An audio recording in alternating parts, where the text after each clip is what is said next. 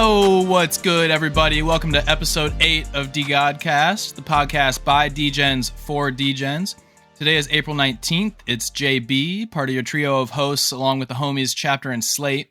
We have a banger of a show for you today, as we're joined by the boys Papa Frunk and our CTO Monsieur Chill.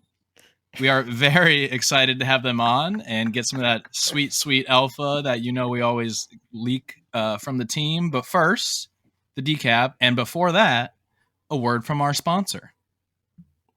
Hey, yo, JB, you smell something? Something burning?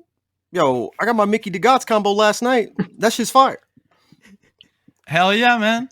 The art for the Mickey's combos is unreal. You got the icy ass chains for the 101 menu items, the fucking special neck tats for the 501 food type combos, and legit, every single piece is a 1 of 1 because the menu items that you send in for the combo are on the fucking tray that the Gary is holding.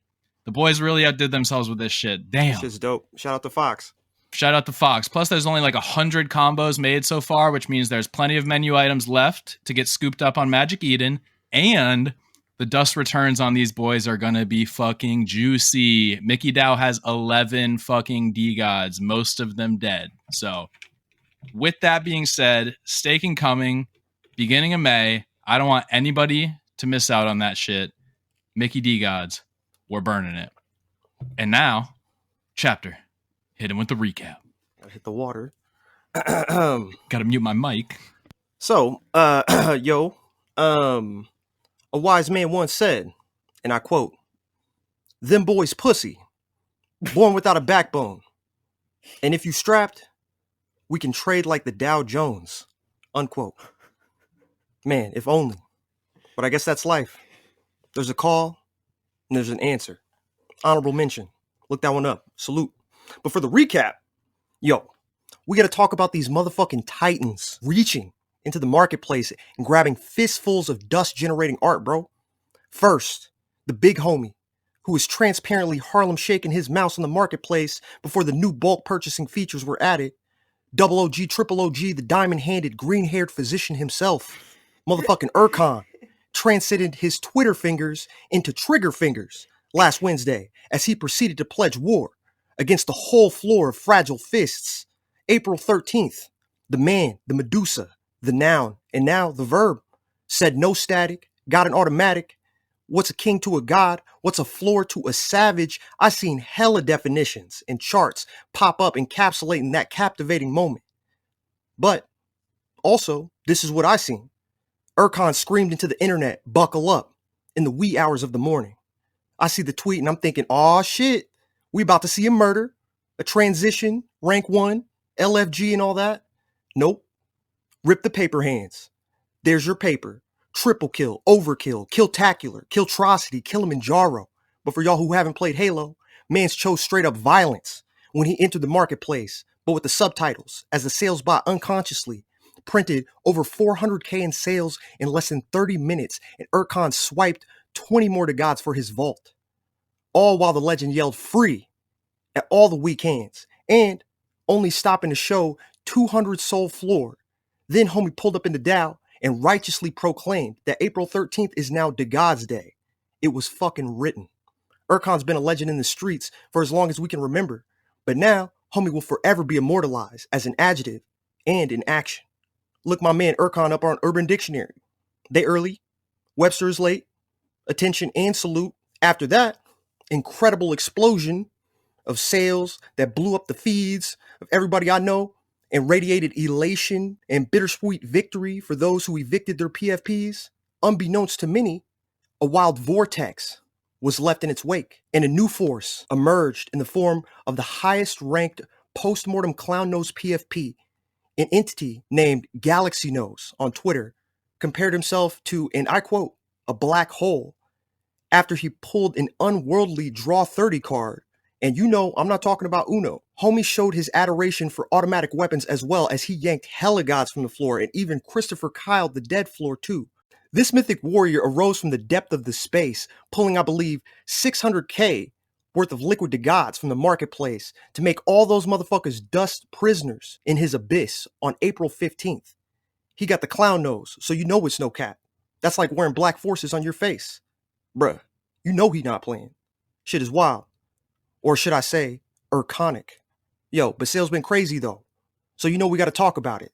The apogee of sales that took place. Secondly, on DeGod's Day, April 13th, our good friend Jonathan, that frequently celebrated star employee over at Mickey DeGods, provided the details surrounding the address change of DeGod number 2334, rank 31. This icy motherfucking mythical monster moved from maintaining the temperature in a cold storage wallet to finding the most meaningful matrimony with a manic and mysterious buyer for the massive fucking mammoth-sized price tag of 1,233 Solana. That's fucking math. Y'all seen the thread, so I'll paraphrase the story. Homie seen the viral NFT magazine cover showing the sexiest DeGod alive, with the goat robe and the bunny glasses that was circulated throughout the interwebs. My man's free lunch hit up Johnny and said, "Hey man, Easter on Sunday, I need a PFP." After conferring with colleagues, Johnny replied, "Say less." Using a reputable OTC peer-to-peer platform, shout out to Triple F, history was fucking made. Congrats to my man's freelunch.soul for doing his required diligence in acquiring undoubtedly the silkiest and filthiest Easter fit of all time. And salute to the homies Johnny, DM2 Moon, and Chris for exemplifying brilliance in prying that gem from the infinity gauntlet of Prince Hakeem just a few weeks ago. Check the soul scan. Oh yeah, and also on the 13th, DeGod's founder Frank turned 18. Shout out to him. In other news, sympathetic nervous systems were radically triggered, and the cardiovascular networks of spectators and holders alike were hit with the raw and uncut hype of the long-awaited news of the next step of the motherfucking game. Dust Labs was officially announced on Twitter last night, and is stated to hold the doors to new art, games, and all types of creative tools forged by specific, dedicated top developers for anyone on Solana to access.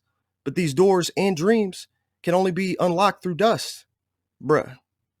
Wish we knew someone who could elaborate.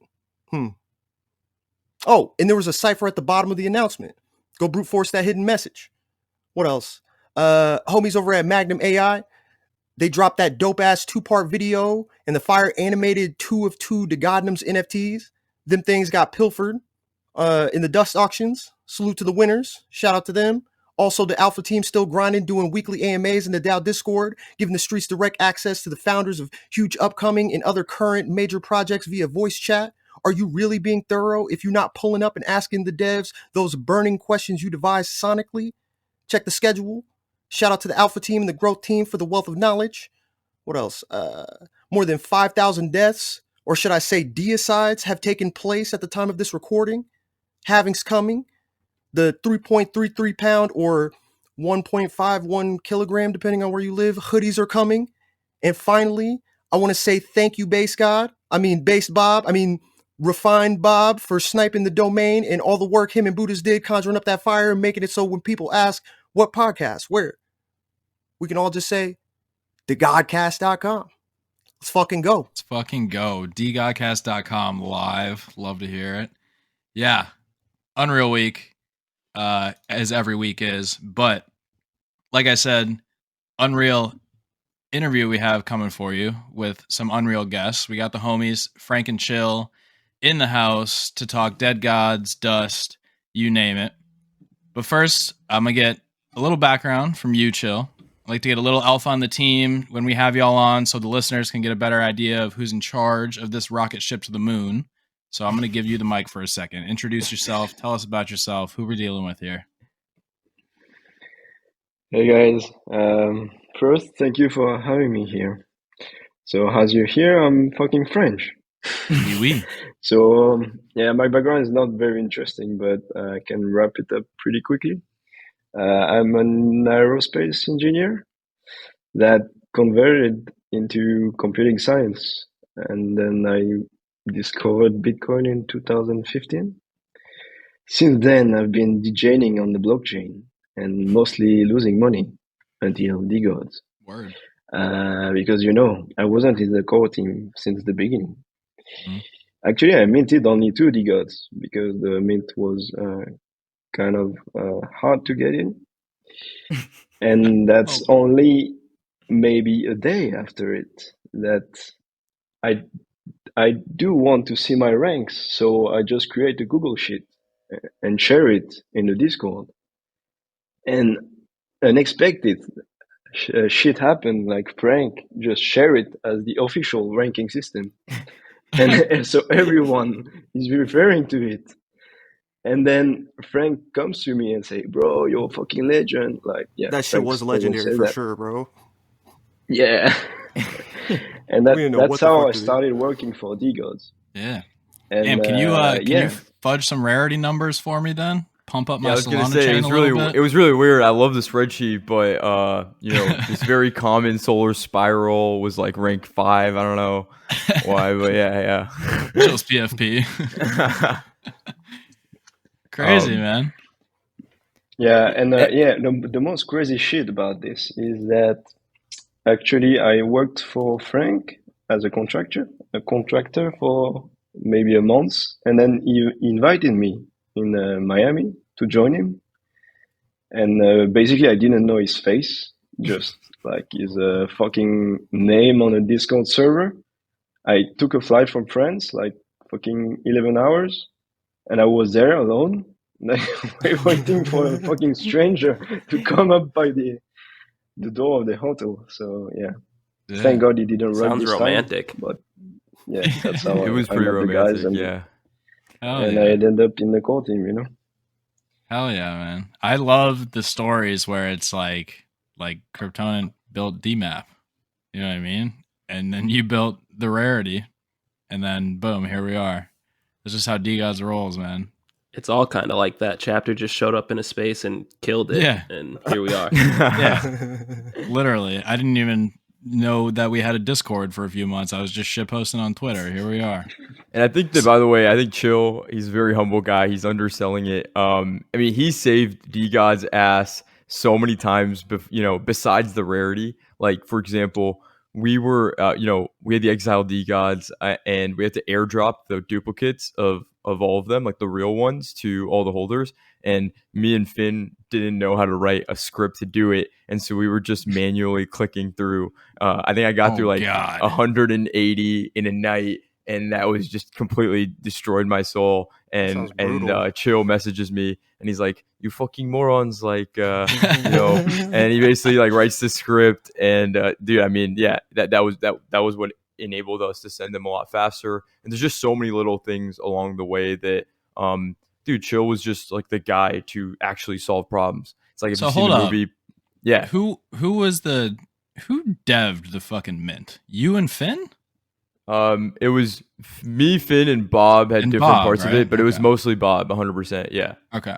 So why the hell were you guys hand sending out the copies of the Exiles? Oh, because we just didn't know how to write a script in Web3 that would be able to, send them. And because the other thing is people were trading them on SolSea, so we had to build the checker in that would check if they still held it. Because let's just say we export the list of holders, and then somebody's traded it in between the time that we're sending it, and we exported that list, so it had to check. And Chill built that functionality in as well. So yeah, fucking love that, man. All right, so there's Frankie. I didn't forget about last you. thing I was gonna say though was like, if you've seen the movie Pulp Fiction, they have like the guy. I think it's the wolf. You just like call in when you really need something actually to get done. Oh, and yeah, that's been like Chill from day one. Let's and go, a lot of people man. don't realize that. And I don't think he's gonna hype himself up like that. But yeah, we really would not. We would just be a dead project if Chill wasn't helping along the way at the beginning, and if he didn't come on the core team. I've said this before in other podcasts. I say it all the time, but since this is the beginning of the podcast, before people might get bored, I have to just say it. Like, DeGods would not be where we're at today. Probably wouldn't even exist in the capacity that it does if it was not for Mr. fucking Chill coming on this team. So we're always grateful, and I salute my man every time. With them. Yeah, Thank you, sir. The Web3 mercenary. Let's go. All right. No more simping. I had to just get the simping out at the beginning of the podcast. Save the bromance for the end. Yeah. We now we can make time. fun of his French accent, all this shit. 100%. Yeah. Fucking baguettes. Frankie, good to have you here. Happy belated birthday. 23 years old. Fucking crazy. Reminds me of the first time I saw an NFL player get like a max contract and they were younger than me, and I was like, damn, where did I go wrong in life? But 23. So to all the fucking, primate PFPs out there, watch your mouths. You're bullying a fucking child. This guy. But yeah, big ups to everything you've been doing so far. I'm sure you get your fucking tires pumped left and right, so I'm not here to do it, but we're all here for the Frank train. We fucking love you, man. Happy birthday. Giving me big like Richard Branson vibes lately, and I feel like he was about your age when he founded Virgin Records and all that shit. So no, I just think I aged a lot ever since the Mint, having a lot of people so you're like hate 35 you on the internet. Actually. Yeah, it just ages you. Chill has seen me in real life. He knows the eye bags that I carry 24/7. So it's like that meme of the president, like where they show the picture, when they get elected, and then 4 years later, but it's like 10 times worse for Frank. Big Barack vibes. It's bad. It's bad. Yeah. All right, guys. So first of all, congratulations on DeGods, right? Thank you. Thank you guys. Yes, sir. That was the fucking grind for a bit, and everyone had incredibly high expectations for it, I'm sure. And I think you guys have met those and blown them out of the water in most cases. The transcending experience is just absolutely incredible, and addicting. I have like enough DeGods where I could just wait a few days and like get the 1,000 dust to dead my other ones, but I still find myself like, let me borrow 300 dust so I can just do it right now real quick. So well done with that. Love the sustainability of the whole thing with the increase in the deading price and the burn situation, which I don't think is live yet, right? Do we have a time frame on burns? Soon.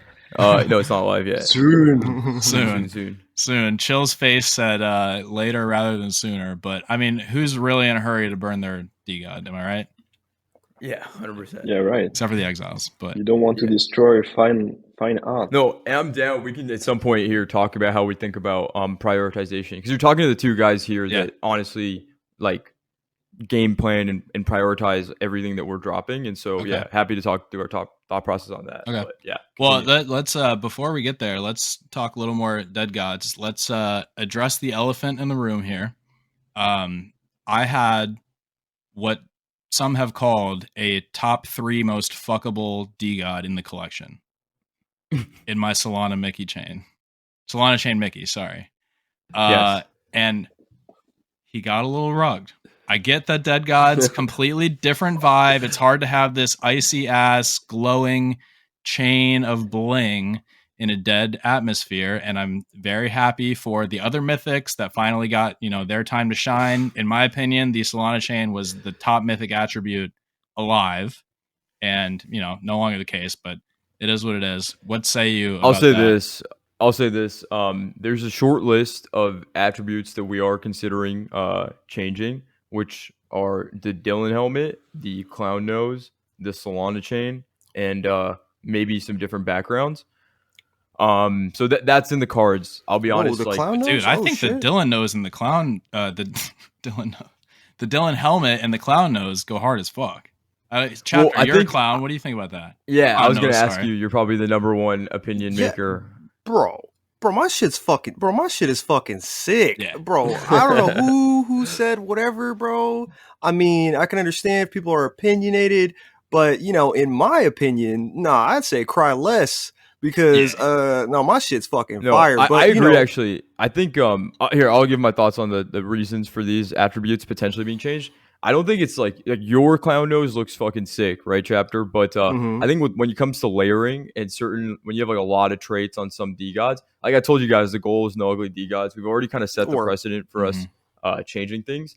And it's not like something that's going to happen immediately, but over time, we'll watch kind of the market, how things trade, etc.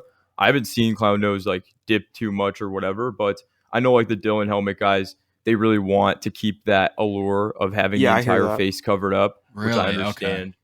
And then Solana chain, obviously a big part of it is that it's fucking shiny and glowing and Solana massive. too. And don't get me wrong. I think the design now is sick, but I just think it's almost a different attribute, if that makes sense. Did Scum do the Solana chain? I feel like with the wherever the soul used to be, what's there now? I think it was Scum. I mean, look, the thought process behind the Solana chain, like I like it, but I get why it doesn't connote the same, value that it did before. But we've kind of stayed away from doing glow in this collection. I get And that, yeah. That's sure. Oh yeah, the halo is another one too. Where The halo I do is sick, think, though. yeah, That I halo. do think that it's hard to interpret art, and I think the artists, so there, any trait, Solana Chain had like a bunch of different drafts. We went with what made the most sense and looked the most cohesive for the collection, and I think the current Solana Chain looks cohesive with the rest of the collection, but it doesn't. Yeah. I agree with you that I don't know if it connotes the level of rarity that it actually is. So that's a good way to put it. It lost something, and I wasn't really sure. And I mean, on like DeGods are just a completely different vibe from DeGods. Like it is what it is. You know what I mean? I had this ape who was kind of smirking at you, like giving you like fuck me eyes with this gangster ass chain on, and now like he's dead and he's gonna murder you. But it is what it is. Like that's the vibe of the art, and I still love it. It's just, it's a different connotation. So it's a total. I know which one you're talking about now. Yeah, it is a very different. It is a very different DeGod for sure.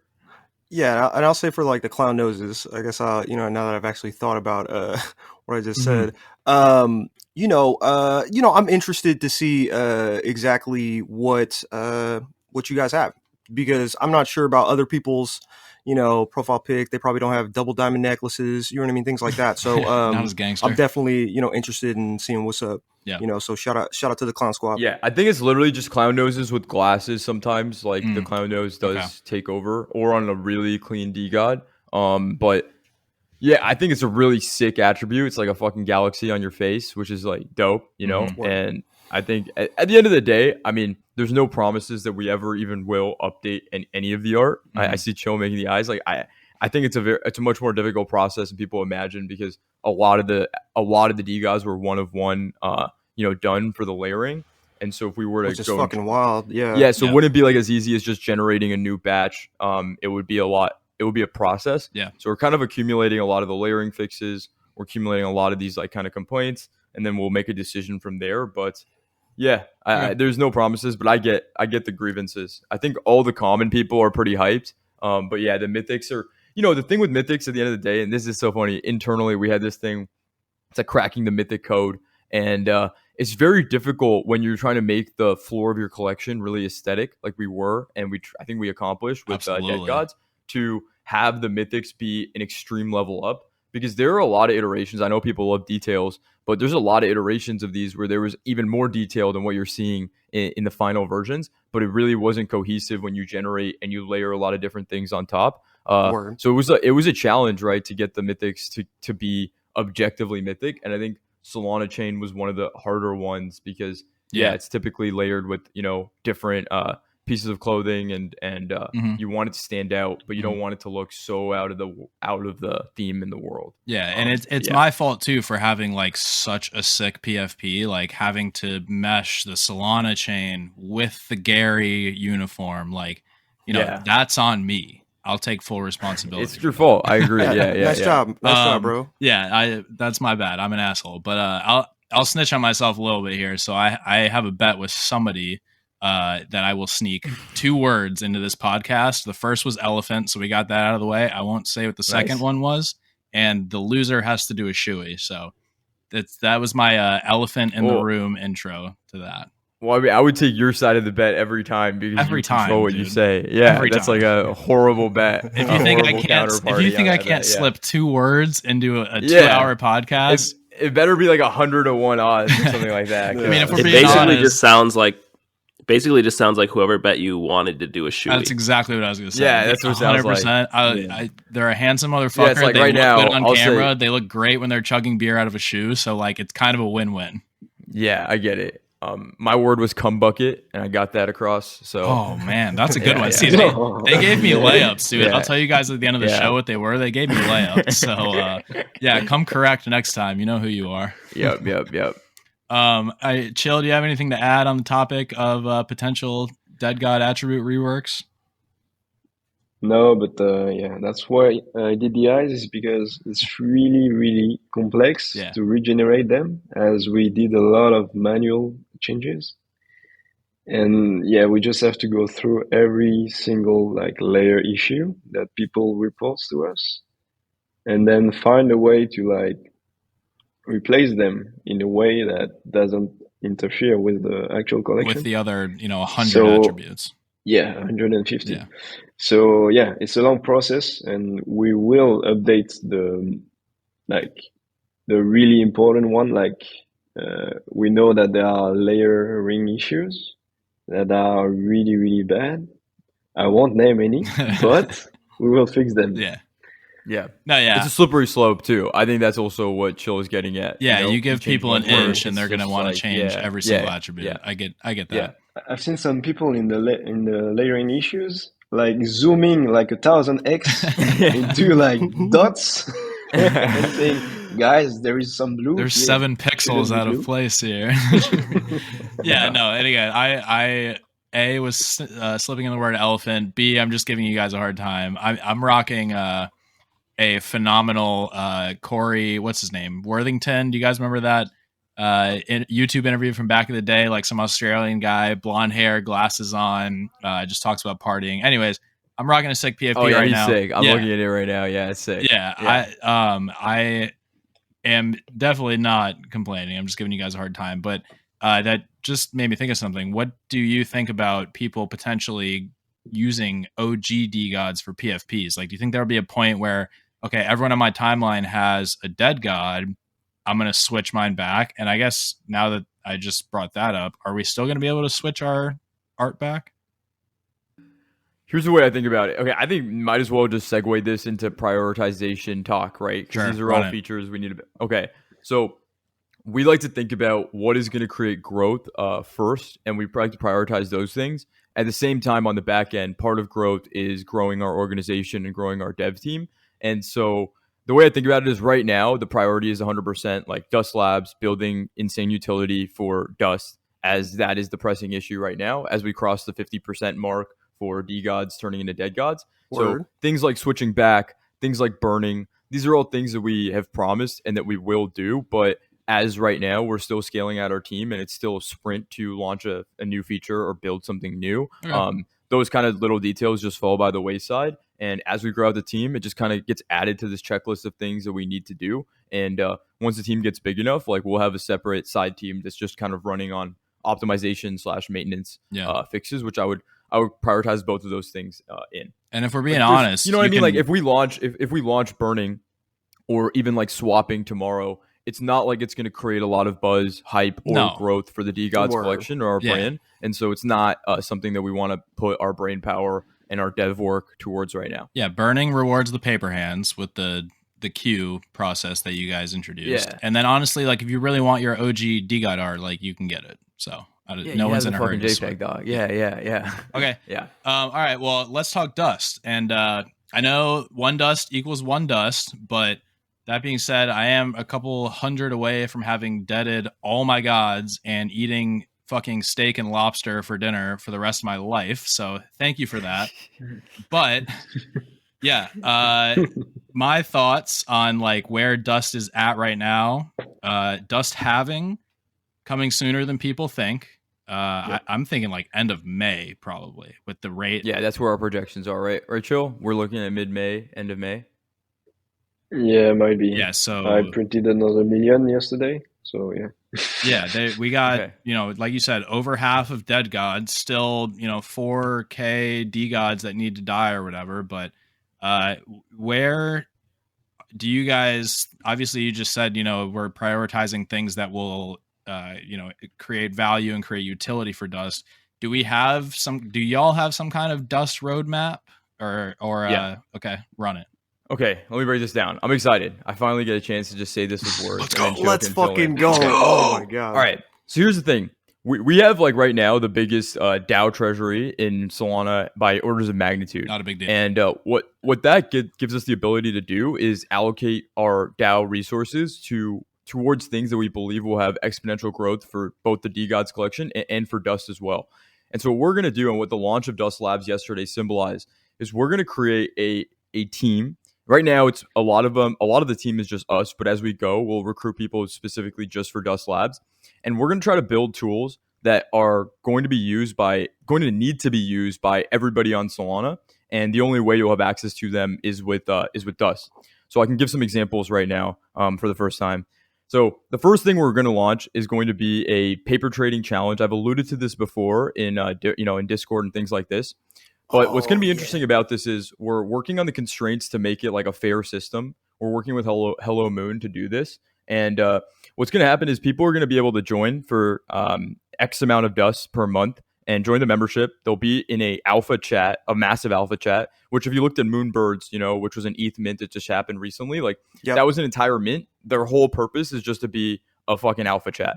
And so this is going to be something that's affordable, ideally, for everybody on Solana if they buy a little bit of dust. And from there, from that alpha chat, we're going to create both an app, a web app, and a Discord bot that are all going to be around people speculating on the future of certain all NFT projects.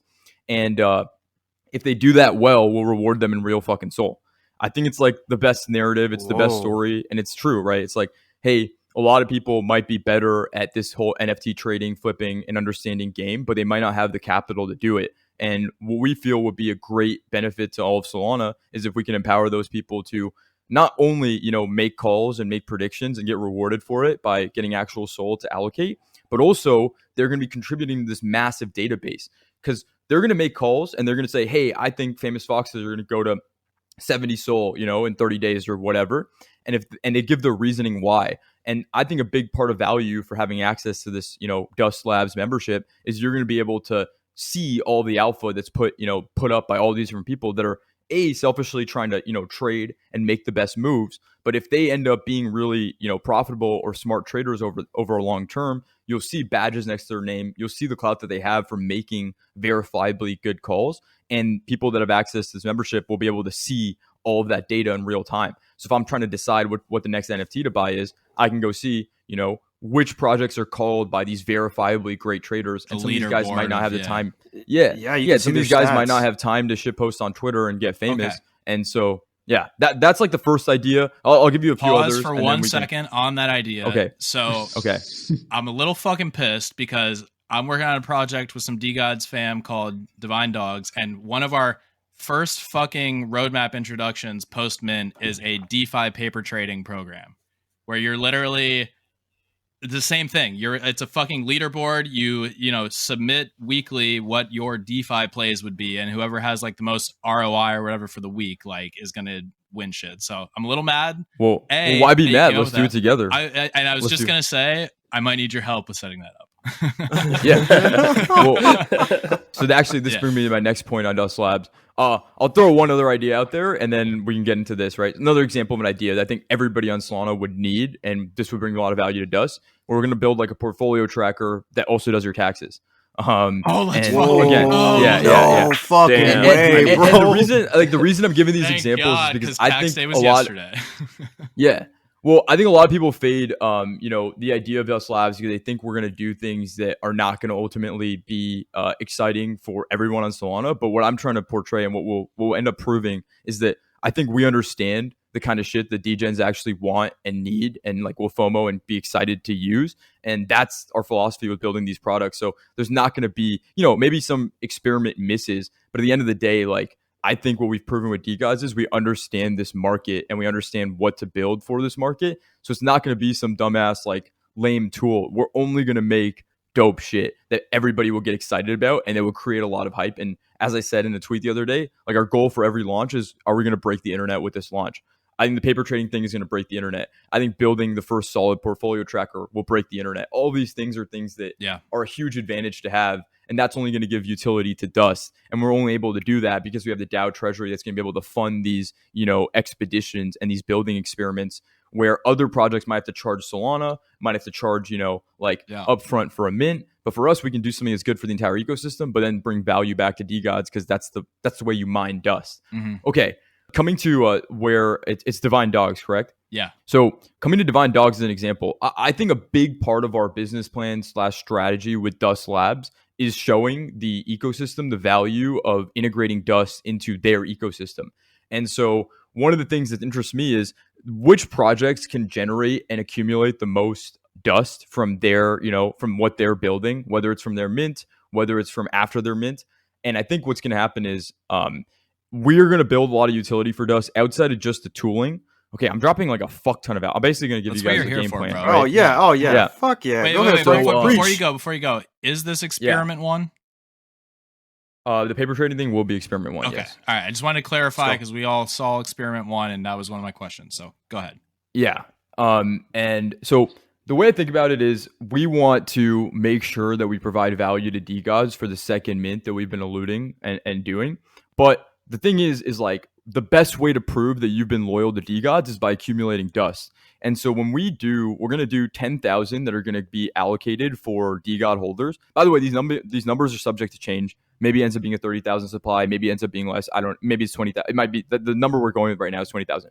Anyway, Sure. So I'll start rambling. So the way we're thinking about it is the best way to prove that you're loyal to DeGods is by accumulating dust. So when we do the 10,000 that's reserved, for DeGod holders, it's not going to be a straight 1-to-1 airdrop. It will be priced in dust. And so if you are accumulating dust, if your project is accumulating dust at a massive scale, you will have a big advantage when it comes to getting a lot more of these NFTs for the second mint.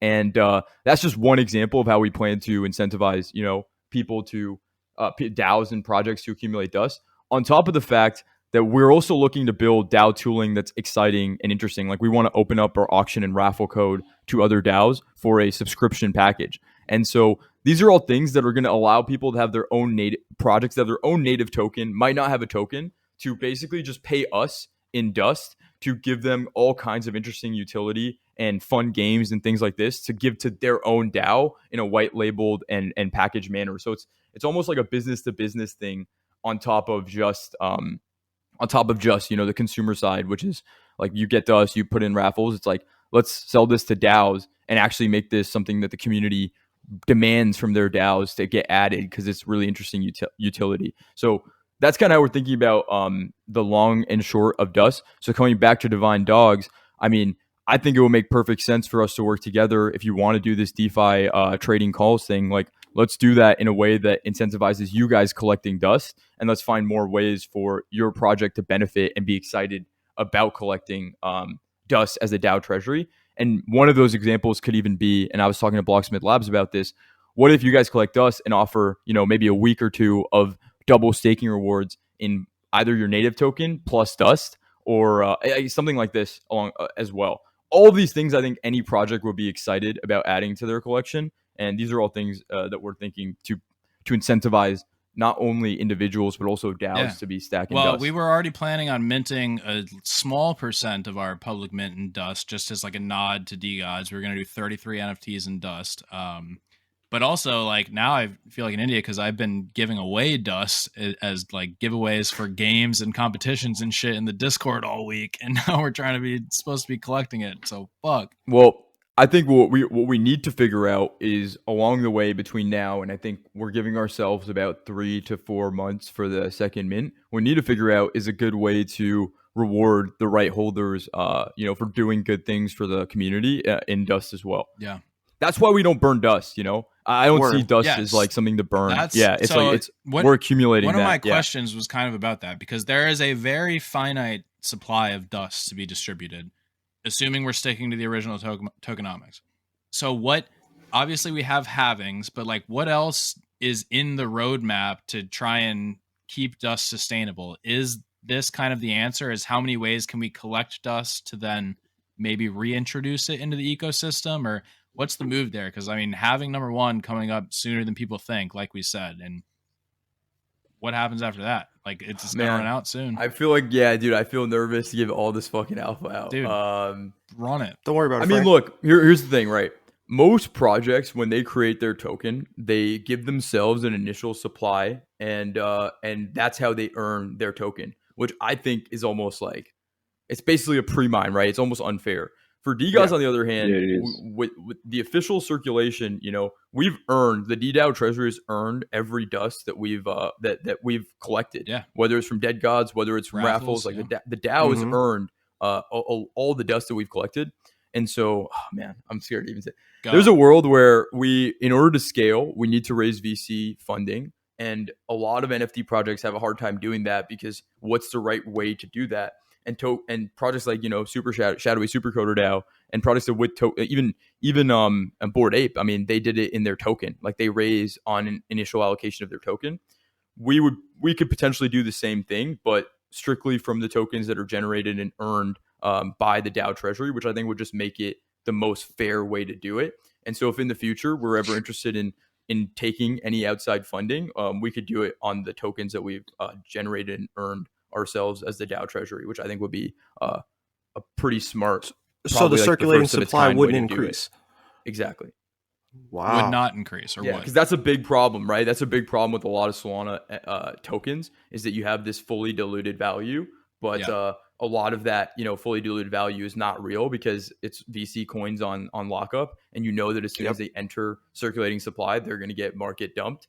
And that's kind of like the whole game. I hope SBF isn't listening to this, but that's kind of the whole game with a lot of tokens here on Solana. And so we saw that from day one, and we knew we wanted to do it differently. So everything about Dust is just about fairness, and that's part of the spirit there. So we don't know, right? If that's the path, there might be something else that we do down the line. I don't know. The key with not burning it is, I've always felt like burning your token is something that, not to be mean, but B-level, C-level projects do for getting a good headline or getting a good tweet of like implied scarcity. Mm-hmm. But for us, we're trying to make Dust something that's important to the entire ecosystem. Yeah, so there's no world where we're fucking burning any Dust 100%. Yeah. Yeah. No, that makes total... Chill, I'm curious if you have any thoughts there, because we've talked about this a bunch, but I don't know if we've ever articulated it in one entire burst like this. So I might have botched some stuff. It's very nice to share some alpha, but people have to realize that it might change tomorrow or the day after. So it's not real alpha for now. Yeah, this is DeGods. Everything is subject to change immediately. It might change by the time we post this podcast. Facts. Yeah. Exactly. And I think that's a big thing, right? We always have to be ready to make a change or make a move if we see that the market's going in one way or the other. If we have a better idea, even if we've spent a month working on one idea, if we have a better idea, we're ready to drop the old idea and move on to the new one ASAP. And you know what? Yeah. Like, why the fuck wouldn't you? Like, why would you cling to an idea that's not working, or like a line in your roadmap that, we're gonna execute that because it's in the roadmap, but it's provenly not working? So yeah, why the fuck wouldn't you adapt and continue to grow to meet needs and demand? And a great example of this is, me and Chill here. Our first real project we worked on together was actually D Palace, if you can remember that. Of course. And R.I.P. And it's funny. It's funny because there's another project. Obviously, I'm not going to say the name, but basically making a forum and with your NFT locked or whatever was their entire value prop, and now they're dead. And they just like continue to try to make that happen.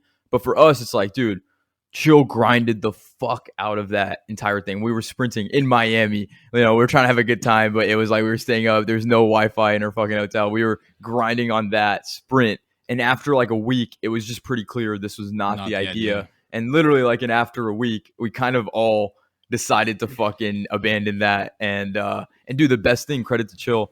He might say something differently now, but he was just ready to throw it out, even though it was a huge labor on him to build that out. Yeah, man. It took me 3 weeks to build this shit.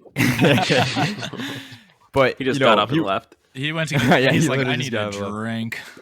And he was just ready to throw it out immediately until we figured out something better, and that's when we started working on fucking Dust. Yeah, man. And I'm glad we did. Yeah, even before D Palace, we had what was it, de.xyz, and it was the blog that was, there's still some useful information on there. And shout out to, I think, Chill, did you have the first article on there? And then I know like UP RIP was lined up to have an article. Like there was going to be some good information, but again, that's how much value does that really provide? Yeah, things change. Yeah, I didn't have any article on this, but I forget who had the first. It maybe wasn't working. I forget who it was, but somebody had like a first article. It was like Reboot. It was Reboot. Yeah, and he has the fucking Ape King, bro. Yeah, no way, that's him.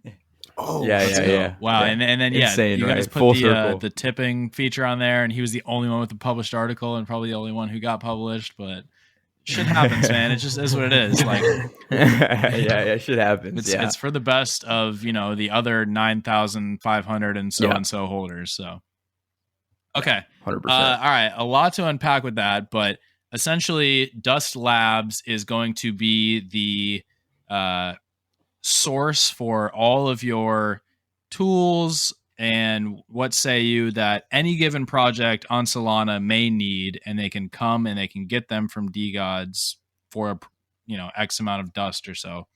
Are there partners outside of DeGods that are at play here? Because the first thing you mentioned, which is the profile tracking thing, that to me screams Solana Money Boys.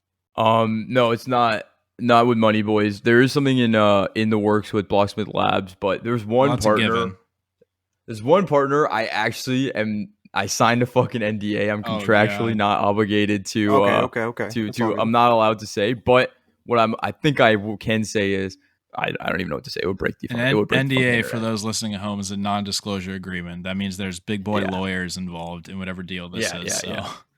Word. So the way I look at it is Dust Labs is going to be a lot more ripe for dev related and actual infrastructure related partnerships. And I mean, Dust is just a neutral token. So, yes, DeGods like earn it from staking, but the way we've launched it, there's no real massive financial like benefactor from any X, Y, or Z partnership. I think that's a big thing that I've noticed in these discussions with different projects and different companies. That's a big plus. So everyone can earn it in the free market. Two things that have been alluded to. First of all, the code at the bottom of the Dust Labs tweet was 1,000 Solana in rewards, right? Yeah. Okay. Yeah. And then another thing that you tweeted a while back was something along the lines of like, we're going to do something for the people who can't afford a DeGod and like don't even have 10 Sol in their wallet. What are those two things alluding to? I kind of mentioned it. It's the paper trading challenge, and it's going to be this app that is going to be a web app. It's going to be integrated into DYOR, and it's also going to be a Discord bot as well. And it's going to allow people to basically make their predictions on the future. And if someone proves a track record of being really good, I don't care if they have 1 Sol in their wallet or 100 Sol or 1,000 Sol. It's a pure meritocracy. And if you have very little Sol, it's your opportunity to get rewards. And we're going to be allocating, just to start out with, 1,000 Sol in rewards to people. Probably the number one prize will be like, I'm guessing right now, we haven't fully like broken this down, but number one prize might be 500 Sol. And then it goes down from there. But yeah. Sheesh. Look, we're in the business now. We're big enough where I can now say this. And I think on my first podcast with you guys, I said it. Like, we're in the business of changing lives at this point. And that's kind of a big thing that a lot of us on the core team especially get the most motivation out of more than anything. And, Chill will send a screenshot of someone saying something of how DeGods changed their life to our group chat. And I could tell it heats him up and warms him up. It definitely warms me up and a lot of the other people on the core team. And like, that's the goal. And if we have this capital, let's give it, allocate in the right way and still be bringing value back to Dust, which in turn brings value back to DeGods. Yeah, so it's like a put up or shut up. Like, you can be a number one influencer on Solana, but you actually trade like shit. And then some guy with 64 Twitter followers comes in and just runs the table on this, for the sake of putting into like regular terms, let's call it like a 1 Sol to 100 Sol challenge. And this guy just crushes it. And boom, all of a sudden, hey, now you have enough money to afford a DeGod. Yeah, I like that. Exactly. Okay. Do you have an idea for experiment 2? One thing at a time. There's a few different things that we're thinking of. It depends on these partnerships that may or may not go through. The portfolio trackers and the cards. Certain one thing I've always hated about a lot of NFT tools is that they give you a lot of stuff on how to buy, right? Like, there's a bunch of tools for sniping. There's a bunch of tools that tell you like how to find the right rarity, et cetera, et cetera. But there's really no tools for how to sell NFTs and when to sell your NFTs and when the best time to do it is. So it's a space we're looking into that, again, right? Like, we're only thinking of stuff that isn't out there that I think would change the game if it was accessible. And that's one of the tools that's in our roadmap game plan for Dust Labs, is building something that really helps make clear, whether it's through education and data or also like immediate notifications and signals for if a floor is being swept, if you have a certain price target that hits, if there's a certain time where most projects where they get X amount of volume, that's when best time to sell is, or it's a top signal or whatever it is. I think this would help a lot of people get more liquid Sol, and it will be well worth the Dust cost in membership. And that's kind of where our head's at. Those are like a few examples. Yeah, that's actually a very good point. Like everyone, hypes up buy this, buy this, buy this, but nobody really talks about like selling targets or selling goals. And I Yep. personally, if you want to have like how many chip shots can you take to get to 100 soul where you flip something for like 1 soul each time, I might win that. But Yeah, because when you sell something and not announce it on Twitter, the community get mad at you, so you don't want to advertise selling. That's why influencers well, usually don't do it it. depends on what it is. Like I sold a piece of bread for 3.33 soul last night while I was sleeping, and to me True. that's a fucking W right there. So it depends on what it is. But yeah, if it's something like DeGods, and I think we do a good job of, okay, if you're selling for a good reason and you're using that money for something life changing or whatever, you're not just being a paper hand. I think we do a really good job of like congratulating people, like, yo, that's sick, awesome. But yeah, you're absolutely right. It's kind of frowned upon to, announce sells, even if it's okay. I minted a piece of bread for 13 dust and I sold it for 3.33 soul, and I think that's like a 10x or whatever. So, Yeah. Another framework too True. is where you look at some of these smaller tools that don't have a lot of love or support but are high quality. We can also acquire them with Dust Labs and then charge Dust for them. Oh Yeah. shit! So Yeah. DeGods absorbs Famous Fox, confirmed. No, they're too big. I'm just kidding. No. I love my. I'm actually triple so F'ers. bullish on Foxes. So- I think I was talking with Chill the other day. Yeah, dude, I think there's a world where, if a lot of new people come into Solana, there's a world where Foxes could be at the same level as an SMB type of project where, it's not that large of a supply. They are very dev focused, just like SMB is. And I do think like there's a lot that people just don't get. If they make the right tool, if they build the right product, if they get their branding on lock and they just keep growing, like I don't really see an upside cap on a project like that. Here's my counter argument for that, because I feel like SMB is kind of notorious for builders, devs, people of some kind of success in the space come from SMB. Whereas when I look at Triple F, Famous Foxes, it's more of this team never stops, puts out all kinds of awesome products and does a phenomenal job. But I don't necessarily know that I see holders of Famous Fox Fed, come out into the space and build something cool. Like, do you disagree with that, or No, I agree. I just recognize that, these narratives can change like so quickly. Yeah. Like Word. I think we were all used to Foxes. We've all been in this on NFT space now for at least 6 months, because that's when DeGods minted. Yep. I mean, there was a time where you couldn't get a Fox to go above like a 5 soul, 10 soul floor. Oh, yeah. And now I think it's pretty much accepted that they're above 20 no matter what, And I just wonder it's crazy if these guys keep executing. Nothing changed to make that happen. It was just like, all of a sudden everyone realized that they've been doing what they've been doing the whole fucking time. 100%. got dope tools, Certain whales will come in, sweep it. That brings a lot of Yeah. attention. Soul Gods is another great example. Yeah. They minted like a little bit after us, and now it's like accepted that they're very, highly valued. And I think people are now finally seeing on Solana NFTs how real it is for projects to pop off long after the mint, and how real it is for projects that pop off right after mint to maybe not do too well in the long term. Because in reality, like NFTs to me are like fucking Kickstarter. Like you are putting money into the initial capital raise of this project, and you should expect your product in 6 months.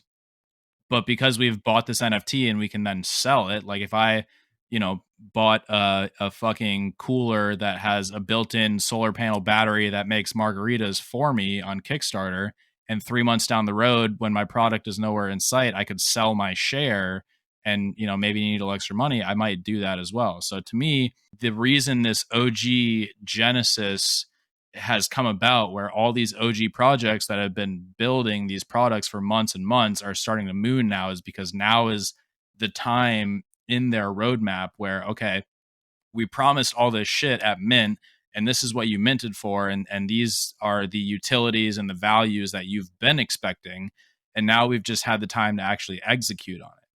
And that's the reason, a lot of people fucking paper hand, especially products or projects like, I won't say anything, specific, but like a lot of projects make very big promises. And me now having been here long enough, I can look at it and say, okay, well, this is great and it sounds awesome, but you're not going to be able to do that for 3 or 4 months. Like you're not building this, play to earn game the day after mint. So I feel like that's where this OG thing has come from. But Fox is, again, building from day one, and now I'm priced out. So thank God they have the trans-dimensional Foxes, because I just keep buying those every time I got a little bit of soul sitting around. Yep. Yeah. But and like it's just hard, right, to bet against a team that's going to iterate. I mean, that's the thesis with DeGods too. So I mean, I think Fox has made a tweet the other day. They said they're going to fucking dead or transcend or upgrade the art for some of their Foxes. Like, yeah, bro. Some people look at that as copying. I look at it as, hey, if your holders want different types of art and you spend the time to make that, you're creating value for your holders. And like, yeah, that's a dub, right? I mean, it's just hard. It's hard. I literally look at most NFTs as how can I fade this project or can I not fade this project? And I just put them starkly in the camp of can't fade, might as well have exposure type of thing, right? Yeah, Word. Absolutely. So back to Dust for a little bit. What would you recommend to somebody who maybe is new to Solana NFTs or just crypto in general, sees DeGods and they're like, holy shit, like, I feel like now when you kind of enter the space, DeGods is, for me, it was SMB and DAA when I entered, and I was like, these are the ones. And now like DeGods is kind of in that tier. But let's say like you're like me and you came to Sol and you had 10 Sol and a dream. What would you recommend to people who are new, don't have a lot of liquidity, see DeGods, see what we're doing, want to be a part of it, but again, the money is just kind of an issue? I mean, that's exactly what Experiment 1 is going to be all about. Okay, and but what then Experiment 1 will, on top of that, they suck at trading. Yeah, and that's, so I'll get to that. I mean, the big thing is, it's not just going to be the paper trading challenge that we're going to launch. What we're really launching there is the infrastructure for a massive Discord community as well. And so if you're joining, Solana NFTs, that's what we're building. I mean, we're building a intro top of the funnel thing into Solana NFTs where you can join this Discord server, get a little bit of dust, join the Discord server, and you're going to have chats separated by kind of how much SOL that you have in your wallet, and you're going to be able to kind of talk to people that are in the same boat as you, and then you guys can kind of grind and trade up together, get access to all this like top tier alpha from data that we're driving with the paper trading challenge. And yeah, it's kind of like a big picture thing, but we're all micro executors here, and so it's hard to do the whole VC pitch of like, oh yeah, this is the big thing we're building. But yes, in reality, what we are building is the introduction for everyone on Solana into Solana NFTs. I fucking love that. That so sounds... Gray is running like this whole, he's been working on this basically curriculum with Crypto Dan, and they're also scheduling a lot of AMAs. And they're also scheduling a lot of AMAs and like Shark Tank style, interviews with a lot of these top either top existing projects, upcoming mints, all kinds of stuff like that. And we're going to bring in guys like Function to do seminars on how to trade. Like all this stuff is kind of in the works. And that's just like an add-on. That's just what you get for the Dust Labs membership. And then along the way, we'll launch these products. Okay. But yeah, Dust Labs is going to be a fucking community. So yeah, what I'm hearing is I'm new to Solana. I don't know shit about crypto and NFTs. I look at DeGods and I'm like, those are fucking sick. Like that's the goal, to one day own one of those. And now all of a sudden there's this program that I can get in at the floor level with the rest of the plebs that are just starting out their, journey in NFTs. And I can learn with these people, and I can develop the skills, and I can find the alpha that I need to trade my way up to this ultimate goal of like owning a DeGod or whatever. Exactly. Damn. Exactly. Sounds pretty incredible. I mean, I remember, Frank, you were talking about top of the funnel and like some of the earliest spaces that we ever had and the whole funnel thing. And I definitely at that point couldn't have imagined that it would be something like actually this huge, like not just a funnel for DeGods, but for the whole ecosystem. It sounds, dude, at the time, the potential there is crazy. The funnel at that time was if somebody, buys a DeGod, like retweet their post and say welcome. Like I remember that spaces, and that was one of the first times that I like heard Frank talk or whatever, and I was like, all right, this kid now, I assumed he was somewhat of an adult at the time, but I was like, this kid fucking knows what he's talking about, dude. But yeah, that is bananas, bro. Like this whole funnel thing has literally just scaled to be like the funnel. Holy shit. What's very real is just human psychology at the end of the day. Like a growth funnel is basically like, how do people find out about you? Do they end up converting, and then do they, enjoy their experience when they've converted? Like if I just were to abstract away everything, like that's essentially all of growth. And at the end of the day, like we've hit a local maximum, I think, on Solana, where it's much more difficult for us to 2x right now than a one soul mint that's coming out, right? And so we actually, it's not completely altruistic. And I think sometimes people get this twisted. Like, I do get a kick out of changing people's lives. Like, it is fun to see, like, the impact the DeGods has on people's lives, etc. But to solve for the problem of, hey, we're at the biggest market cap of any Solana project ever, and we need to continually grow. What's next? We have to make the entire Solana NFT ecosystem look better and be better. Otherwise, we're fucked. Right. So we need to grow soul in order. It's not totally altruistic. Yeah, we need to grow soul. Rising at this tides, point. rising tides. Yeah, I think people kind of get it twisted where most people that are coming into Solana are not coming in to buy blue chips. Those are just the people that are like loud on Twitter. Yeah. Realistically, people get into NFTs to mint. That's like what you hear on mainstream media. Like that's kind of what the main concept of NFTs is. You like mint an NFT, and that's how you kind of get into this whole ecosystem. And you flip it for 3x. Yeah, exactly, right? And that's the whole fucking meta at the end of the day. Yeah. And that's how people get into the space, and then they figure out blue chips, hold value, et cetera, et cetera. So to me, I mean, big thing of what we're trying to do, what we're going to do, and this is not highest priority right now, but we're going to do at D Labs, and what we're going to try to set the example in the ultimate way with our second mint is, hey, Solana has really high quality projects that aren't even out yet. So you're definitely not late. Join the ecosystem, bring some capital, bring some hype, bring your like energy into this ecosystem. And like that's kind of a big thing in the future is how can we make more like God level hyped mints, and not just like every day, the quality of mints are like 1% to 2% better. If we were to do D Labs, every single mint that would come out of D Labs would be the most hyped mint in fucking Solana history. That would be the goal. Yeah.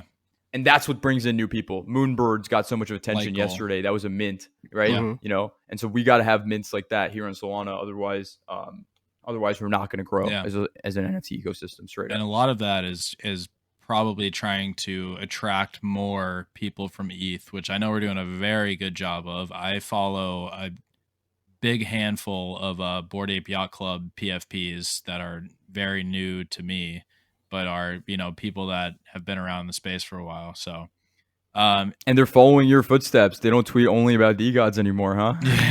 They tweet, hey, DJ Aves, hey, kids. Yeah. Like, hey. Yeah. Shout out to the taking the JB playbook right there. They literally dip the toe in, and then all of a sudden you see all of this awesome shit that's happening. And how do you think that the ETH funnel to Solana is going? I think it's overstated at the moment. I think, a real example of an ETH funnel was ETH to AVAX last year, and that was on the more DeFi side. I mean, every person I knew that was in ETH was literally talking about AVAX coins, AVAX Ponzi's, like anything on AVAX 24/7. And that's like the real bar. We're like not even close to an inkling of that right now. We just have some loud people that have checked the space out, but we're looking for a mainstream narrative of, hey, ETH NFTs and Sol NFTs, like that's an easy bridge to make. Yeah. Not only is it easy, like literally with a bridge, but also it's like easy to, understand the Sol ecosystem and understand the ETH ecosystem and not feel like you're a complete beginner and restarting, which is what the number one thing I've heard from a lot of these ETH guys is they're like kings on fucking ETH, or they understand the ETH market at the very least. Coming on to Sol, it's a whole new industry, a whole new market that they're basically rookies and noobs in. Yeah. And so that is something that I think is only a factor of time that will solve that. But I don't want anyone to kid themselves like, we really have not even started ETH adoption at this point. Like, I believe it. Yeah. And I don't think it's a hard transition. I mean, for me, it was hard to go the other way. I tried to swap over to ETH like one morning. Me, Aussie, and a couple of other dudes were trying to mint Neo Tokyo, and I was trying to swap Sol to ETH and like make that whole thing happen. And it was a nightmare. So I would You hope. got your shit stuck on like a random wormhole pair with no liquidity. Yeah, and then it was like, oh wait, but I also need like this Neo Tokyo native token, and it's going to cost me like 75 USD to get like a handful of those. I was like, this is the worst. But okay, but let's get back to DeGods for a little bit. So one of I again am a new trader, I'll say, to NFTs. I've been here since a little bit before DeGods Mint, but I've learned a little bit about what to me, what I like to look for in projects, long-term, things like that. And to me, one of the number one things, and you've touched on this before, is are you building a brand? Are you building some kind of recognition? Like Bored Ape Yacht Club has the fucking brand recognition that anybody who has even heard the word NFT probably knows about. DeGods, I think, has the potential to get there. Another project that I talk about a lot when I talk about brands is DAA. I think has the potential to be a very large brand. What are your plans for DeGods as a brand? It's funny because Oh, did he rug? Oh, he just rugged a little. Chill, how you doing? Yeah, pretty tired actually. I can tell, man. You look pretty tired, man. Yo, is there any questions I should get to while you're still awake? Is there anything specific that you want to talk about? Not really. I mean, Frank is a talker. You're just along for the ride. That's all right. this is better. Yeah. Much better. Yeah, Yeah, you're you back. sound Okay, better. I was gonna say this is obviously sounds like a question that's more directed to me, but what I think would be really interesting is hearing Chill answer the brand question. And There we go. is Oh, He's got shit. the DeGods hoodie on. What's your plan for the brand? Yeah, I mean, the next step, I think, for the brand is to bring DeGods into real world. So that's actually what we are doing in the backstage, and we don't tell you guys, but something You is can coming. tell us. Something's always coming. okay. Yeah, I'll something's color been in kinda- some details This there. is a safe space. You can I'll tell color in us. some details there. I mean, yeah, the game plan is to bring on big celebrities into DeGods, straight up, right? And yeah, right now, this is why I love what we're doing, is because we're not reliant on celebrities. No celebrities will ever get like a free DeGod, and so obviously Shaq bought his, and there's like 5 names right now that are pretty big rappers that are basically very, very close to buying a DeGod, and the reason they're all connected to us is literally because their managers hold and minted and bought DeGods along the way, and so that's been like really good. But yeah, that's going to become a bigger part of our strategy. One of the big things is we're trying to sign to one of the bigger talent agencies here in Los Angeles, so CAA, WME, these kind of things. But yeah, I think it's important that we bring on big names into DeGods as holders, and that's definitely what we're working on right now. So yeah, there is that, and any day you could see a pretty nuts announcement. Okay.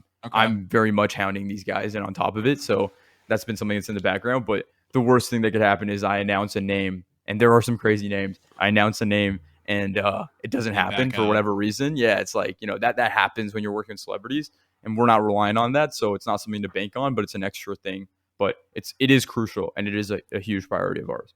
Can you give us any kind of hint who they are?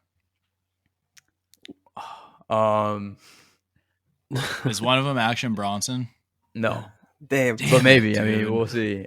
He's no, my there's dream somebody that's DeGod. like he's both a movie star and a big rapper. That's very likely to buy a DeGod very soon.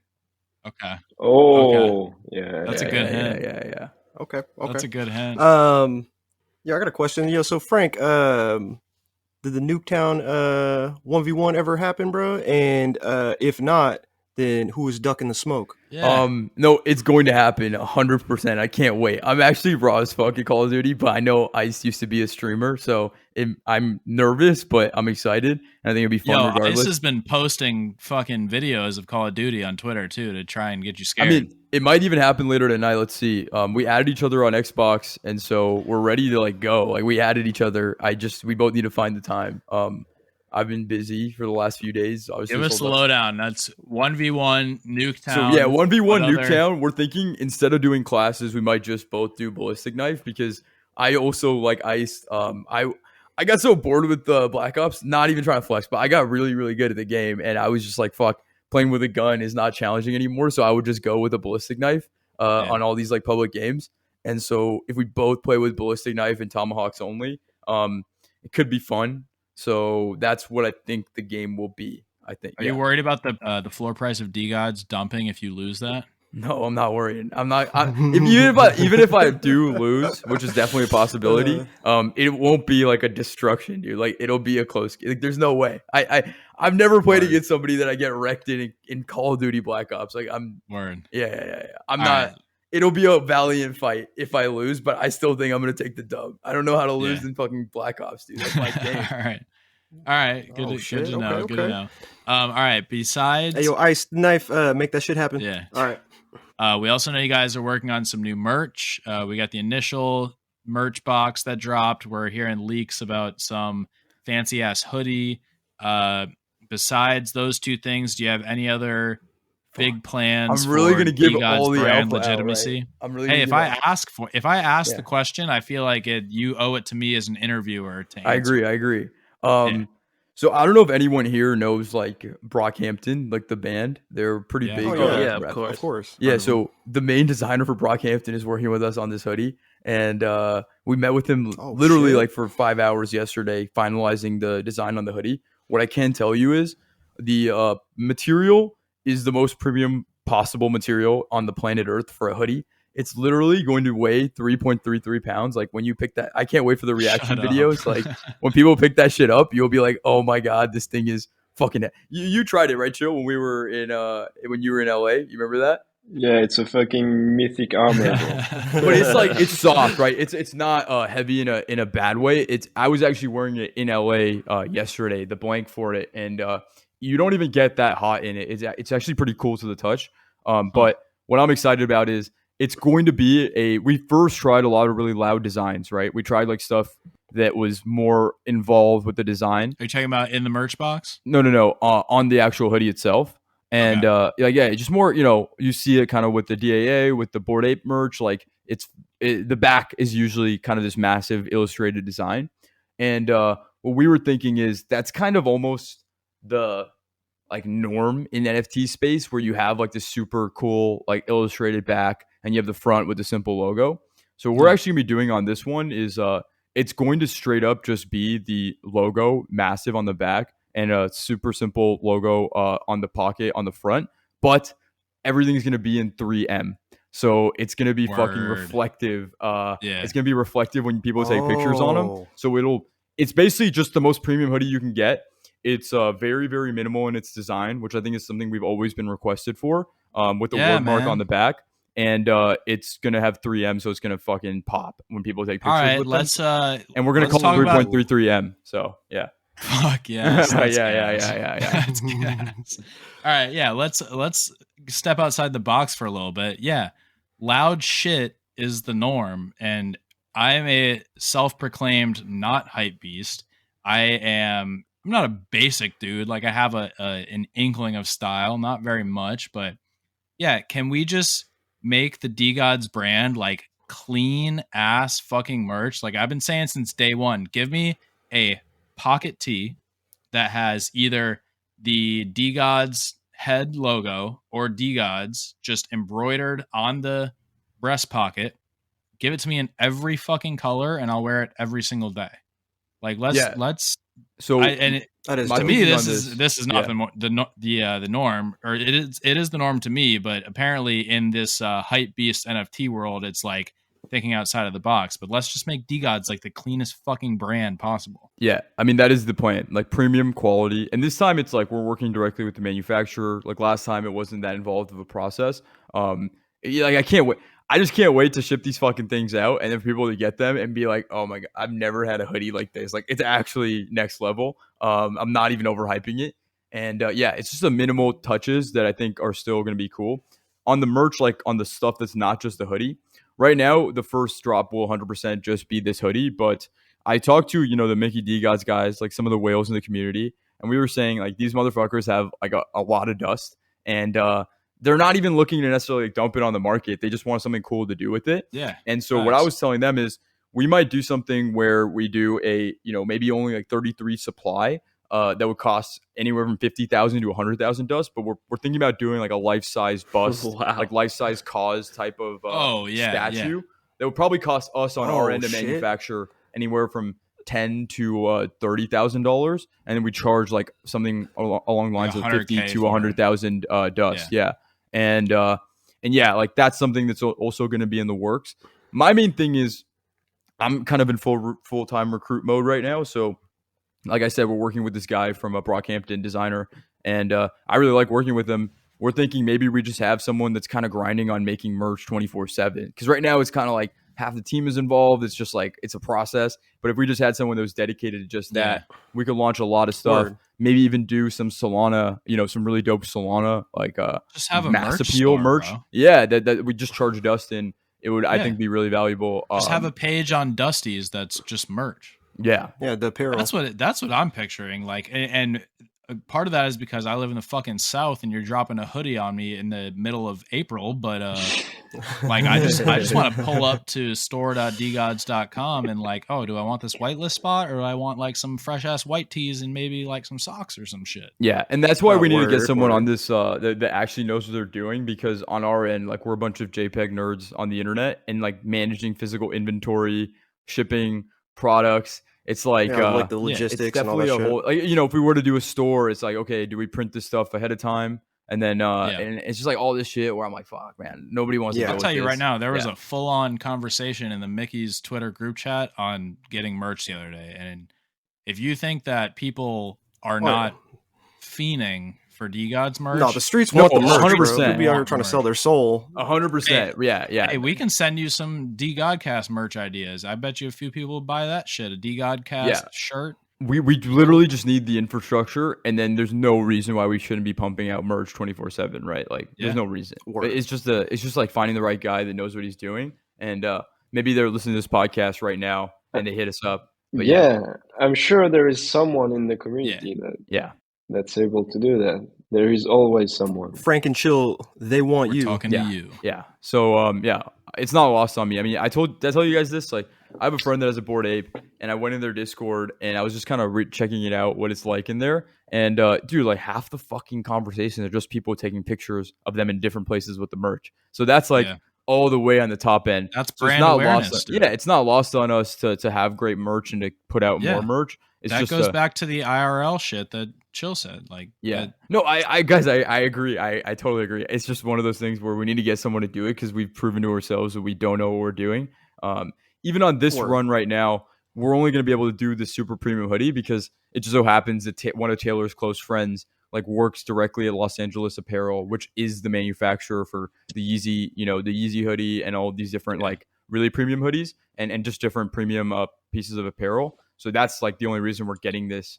No other project is going to have like the kind of hoodie that we're going to have and the material that we're going to have and the 3M on that shit. Like, it's going to be next level. All right. So if you're listening and you are a merch provider, you have anything to do with fucking merch, please slide in Frank or the DeGodCast. Hit up Taylor. Taylor is the person to hit up. Hit up Taylor. Taylor on Twitter, DeGods on Twitter. Yeah. And the last thing I'll say on the hoodie too is we're last steps on this. What we're working on is we're trying to get people's ability to embroider their DeGod numbers on the side of the hoodie in like again understated minimal. But I think that would just be sick because if you have like a fuck ton of DeGods, it's just gonna be a pretty obvious like flex if you got a sleeve of DeGod numbers on your thing. But even if you just have a few, it'll still be dope, right? So that's like the last step. It might add like a fuck ton of time on the shipping, which I don't know if people are down for, but we might do an option. We're figuring out logistics right now. Yeah, that sounds dope as fuck. Yeah, I think it'll be crazy. So, back to the real life brand awareness. Is there anything being planned for stuff like, say, NFT NYC, where we can make some noise and holders can meet each other? There, yes and no. Yes, there's like conversations about planning things. Is NFT New York going to be like our big debut for our first big IRL event? Like, no. Will we likely do something where we co-sponsor another cool projects like IRL event and throw some bands their way so we can like have it sponsored and be a semi-official DeGods event? Like, likely that will happen, but we just don't have the lead time right now to do justice for what I think our first IRL event should be. I think our first IRL event should be like fucking bonkers, and We just don't have the time to properly plan that out and do that well, now.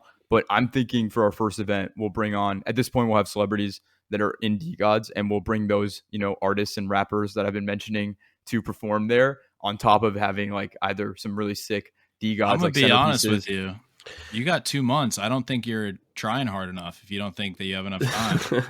Two months, man, to set up a DeGods event. Seems like you could make that happen. I mean, we could, but you got to understand, a lot of people that are doing the bigger events right now started planning at the beginning of the year, and a lot of the lead time on this stuff is just like, I've talked to 2 people that are in their community that kind of run events like this, and even they're saying like it's kind of late to do something really big there. But we will. I'm saying we will have a presence at NFT New York. People will have their hoodies by that point. We don't want to get that to be the up. first. Yeah, I don't want that to be like us going, hey, this is our first fucking real event, and then that not being insane as it should be. Yeah, like it'd be some whack shit. I respect it. Yeah, I'm talking about DeGod Fest, right? Godchella. That should be our first real fucking event. So you're thinking about a completely separate thing that's like not anything else, and not like attaching on to NFT NYC. You're thinking about a completely DeGods event. That is like one of the ideas. I think that would be pretty nuts, because I think if we can book a bunch of, my thing is if we can book a bunch of artists, honestly, that would be the big dub. And for like a lot of these kind of events, NFT New York, all this stuff, I mean, we could try it, but I do think it would be cool to have either a 1 day or multi-day thing that was like a really big deal in person. But I think the benefit of having it at NFT New York or something like that is a lot of holders would be out there. But I've been to events at NFT New York and at Art Basel, and the problem with those, I think, is it's very commingled, right? There's no way it's going to be only DeGod holders. Like, there's no way. Of course not. Yeah. And so we don't want it to be only DeGods holders. We want all of fucking Solana to see DeGods showing out. No, and I agree, and that's why I think we achieved that in part by doing a co-sponsored event. But I'm not opposed to doing an event at one of these major, things where everybody in crypto's at. But I do think it'll be really cool to have like a fucking insane. So whenever you decide that you want to pay a DeGodCast intern to clip all this shit up for us, let us know. If you guys find the guy, I'm down. Oh, we can find the guy, dude. There's 10,000 rabid fans. Yeah, done. Yeah. You guys are hearing it. If you're all the way this late into the podcast and you're hearing this and you know how to use Adobe Premiere Pro and you can edit some shit, like, hit us up. Hit these guys up, invoice these guys, and then you guys send the invoice to us and we're good to go. Yeah, send us your resume, and whoever's video makes us laugh the hardest, you're hired. You guys listen to any podcasts, by the way? I was going to ask. Do you have any favorites? I think I'm the only podcast guy, if I'm not mistaken, between Slate and Chapter. I think we've talked, and I'm the only one that actually listens to podcasts, right? What do you listen to? I listen to podcasts. It's just been a minute, but yeah, I've listened to quite a few. Yeah, Slate listened to some like nerdy history shit back in the day. It was called Philosophize This. Yeah, you're not doing yourself any favors. No, that's what I was gonna say. I used to listen to that like when I was in school. But yeah, no, I was gonna say no. I don't. I'm gonna be honest, bro. I don't listen to any fucking podcasts at all, bro. I'm listening to fucking I'm blasting my fucking music, bro. Yeah, you know what I mean. I'm with the vibes, my dude. Yeah, So yeah, I listen to a fair bit. You want favorites? You said, or what was the question? Yeah. So it depends on like the mood I'm in. Similar to like my music taste, I listen to a lot of sports stuff. I listen to Spit and Chicklets, which is a Barstool podcast about hockey. I'm a big hockey fan.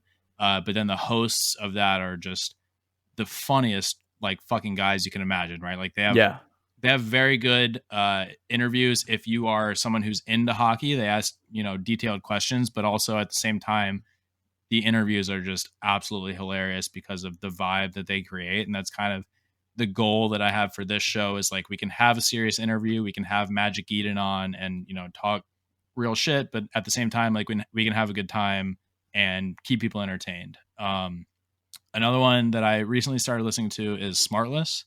It's Jason Bateman, Will Arnett.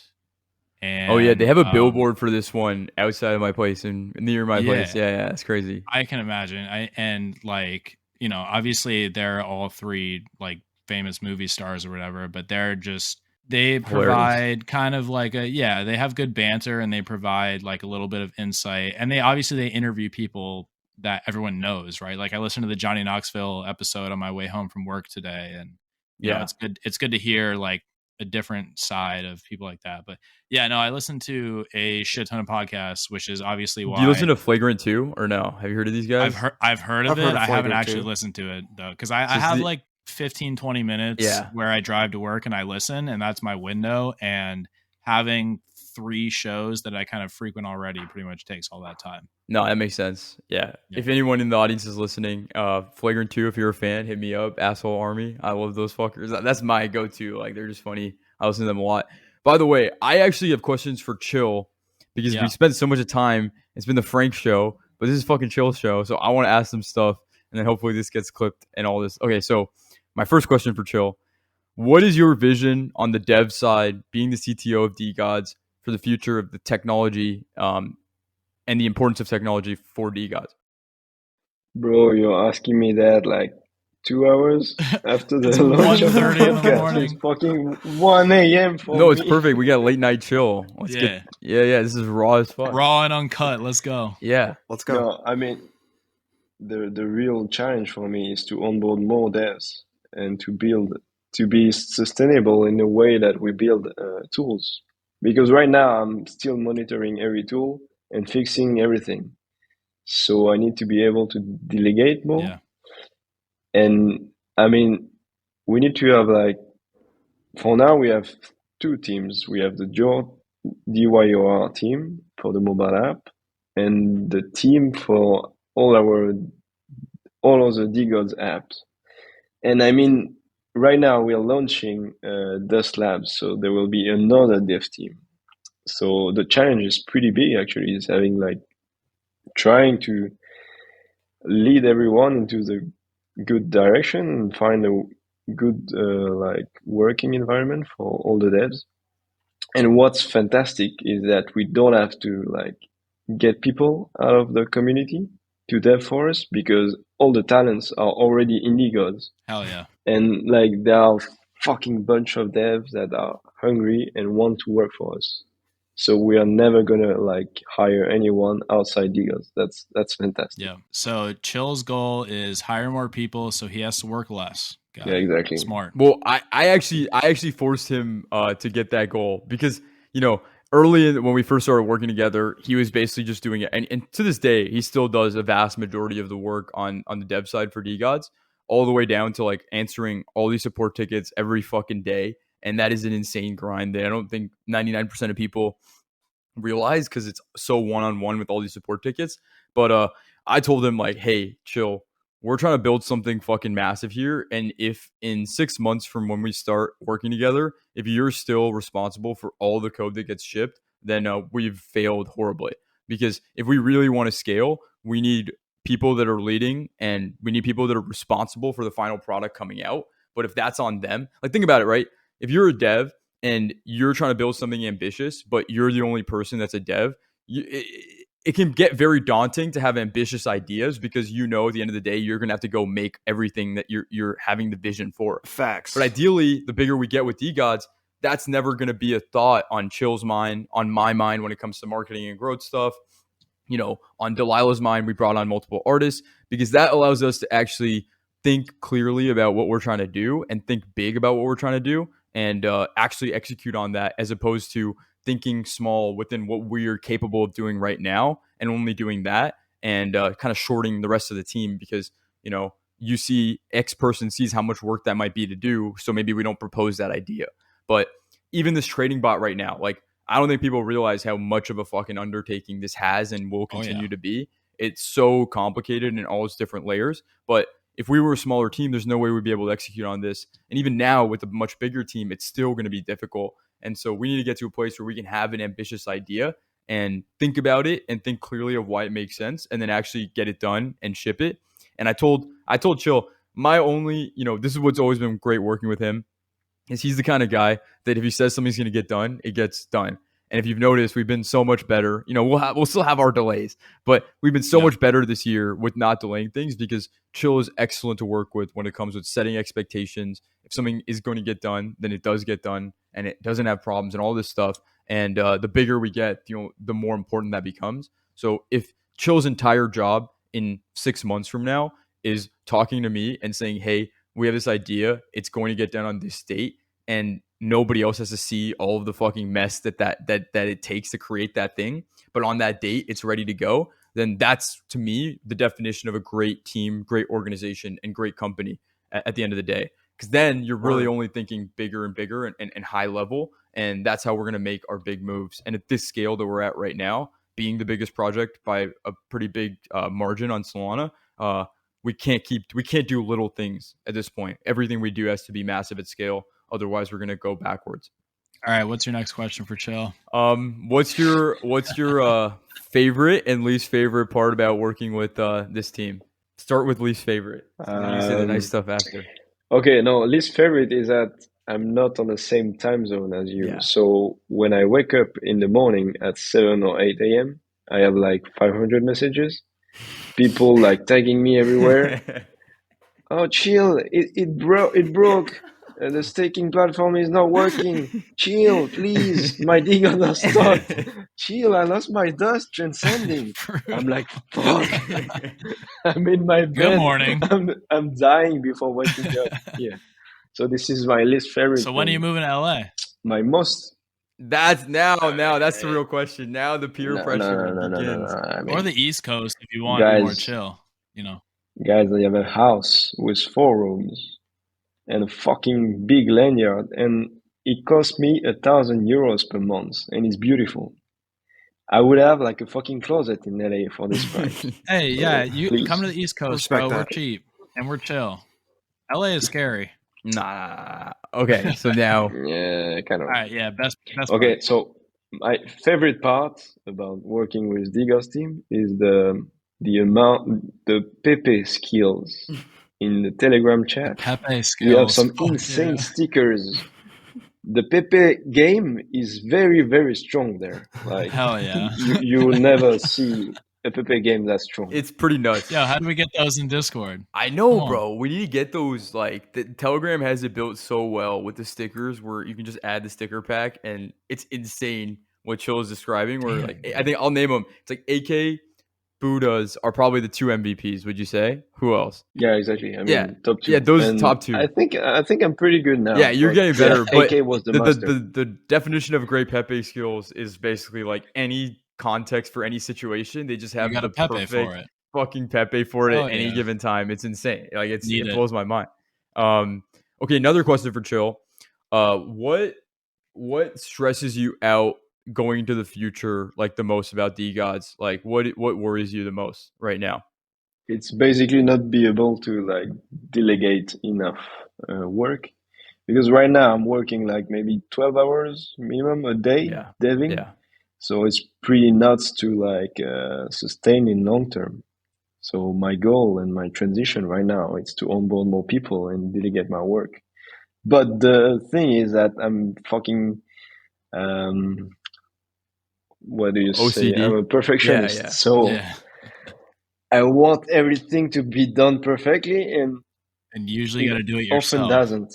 Yeah, so I end up doing it myself. That's the big issue. But I mean, I have to accept that it's not perfect. So That's a tough yeah, I call. have How to do delegate you more. combat that? Because I am similar. Like I manage a couple of people at work and they send me things, and in the back of my head the first thought is, well, this is how I would have done it, and that's probably the better way to do it. How do we fix that? We just let mediocre I mean, work ride? you have to be patient with them and try to replicate yourself. teach a man to fish. Do them. Like teach them and take the time to teach them how to be like you. Yeah, so I But feel yeah, like takes it time. just comes down to working on like your own communication. Yeah, it's more. And I think that's the big part about DeGods too. What I love about our base team that we have right here, BASE, not base, but you can interpret that. It's just like everybody that's on the team. I think that they're all experts at their craft, and so you get this certain level of respect from all the people that we bring on. So it's like even Delilah, right? For example, with the new artist that came on, by the end of the sprint, I think that Scum and Candy Apple were creating more traits per day than Delilah was. But Delilah has already like proven it, has a track record. If needed, can hop in there and like get the thing done if they have to. And when I finally like hand off, some of the reins for the marketing stuff for DeGods, it's like, okay, at least, you know, there's some respect there where they know if Frank needs to come in and like do some shit, like he can. But yeah, at the end of the day, I've been blown away more so by the team on DeGods, where people are doing things way better than any of us could do ourselves. A great example is, you know, we had Kryptonet working on some of the front end stuff, and I think he's really good with just getting aesthetics naturally. But we brought Buddha's on, and we just, by the way, great announcement. We just brought Buddha's just quit his Web 2 job. He's now working at DeGods full fucking time. Yeah. Oh, let's fucking go. And so it's like, shout out to him. Seeing the shit that he makes, it just blows all of our mind. Like I told Buddha's, you're probably the guy I replied to the most out of anyone in the DeGods team, because every time I reply to him, he's sending me some beautiful design of something he made. It's like opening up a fucking Christmas present, and bringing more people on the team that blow our minds in certain ways. Like obviously no dev is ever going to be like Chill, but the more devs that we bring on, like I think Refined Bob has been a great example where like he comes on and he does things that it's not that Chill couldn't do it, but the level of detail and attention that Bob has had on certain things has been like next level and unreal. And that's, I think, been really helpful. Yeah, so I think at the end of the day, the more people that blow our minds that we bring on the team, but we still have the respect that, hey, like we're not just being bosses telling you what to do. Like we figured out how to do it. We've been doing it ourselves, and we could do it if we needed to, but we're trying to scale this operation. And I think that's just an exciting workplace for people on both sides of that to work in. And the other thing too is for people that are listening that are interested in working at DeGods, like we are very quick to promote and recognize talent and compensate directionally in that way, because if someone's crushing it in this space, it's like that's rare. Most people are mid. Most people don't have like next level mind blowing talent. And so we're always looking for people to come in and be ambitious here at DeGods and rise their way up through the ranks. And yeah, we have no problem doing that as well either. So that's something, you know, to comment on how we're kind of structuring the team stuff. Yeah. In onboarding mode too, for sure. Yeah. I'm trying to think if we have other questions for Chill. I feel like we kind of rugged him. I think right now we have like 20 people on payroll. Yeah.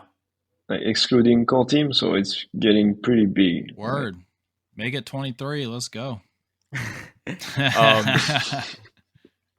I'm trying to think if there's anything else. Oh yeah, I think what do you think most people don't realize about your day-to-day work, Chill? Because I see it very up close and personal, but I think like you're saying, a lot of people just tag you when something's broken. But I would love for you to talk more about what your day-to-day at DeGods has been like and is like right now.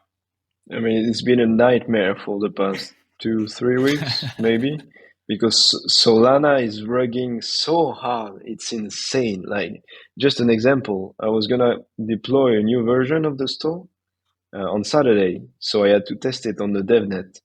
But not only Solana is rugging mainnet, but it's rugging DevNet also. And it wasn't rugging like low transaction speed. It was rugging like the DevNet just stopped working. It was like was just insane. shut down.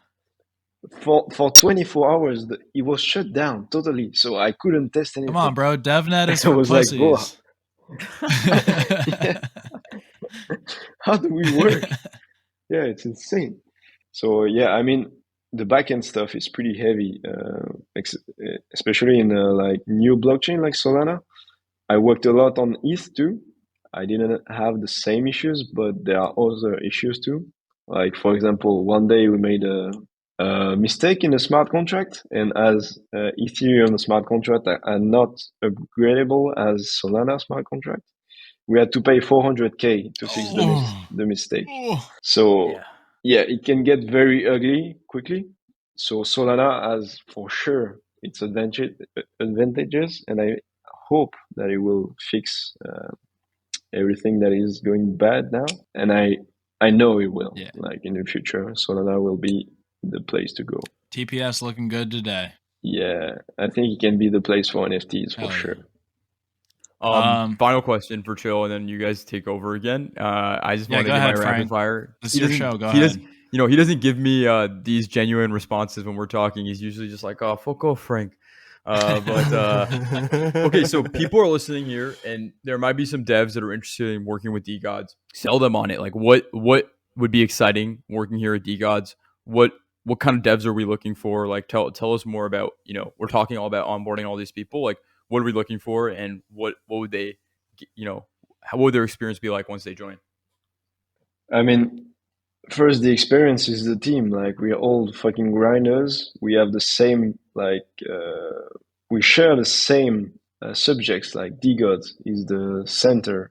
We love pepes. We it's just like a bunch of bodies working together. So it's a pretty nice environment to be compared to your usual maybe day job that is not that exciting. Let's see.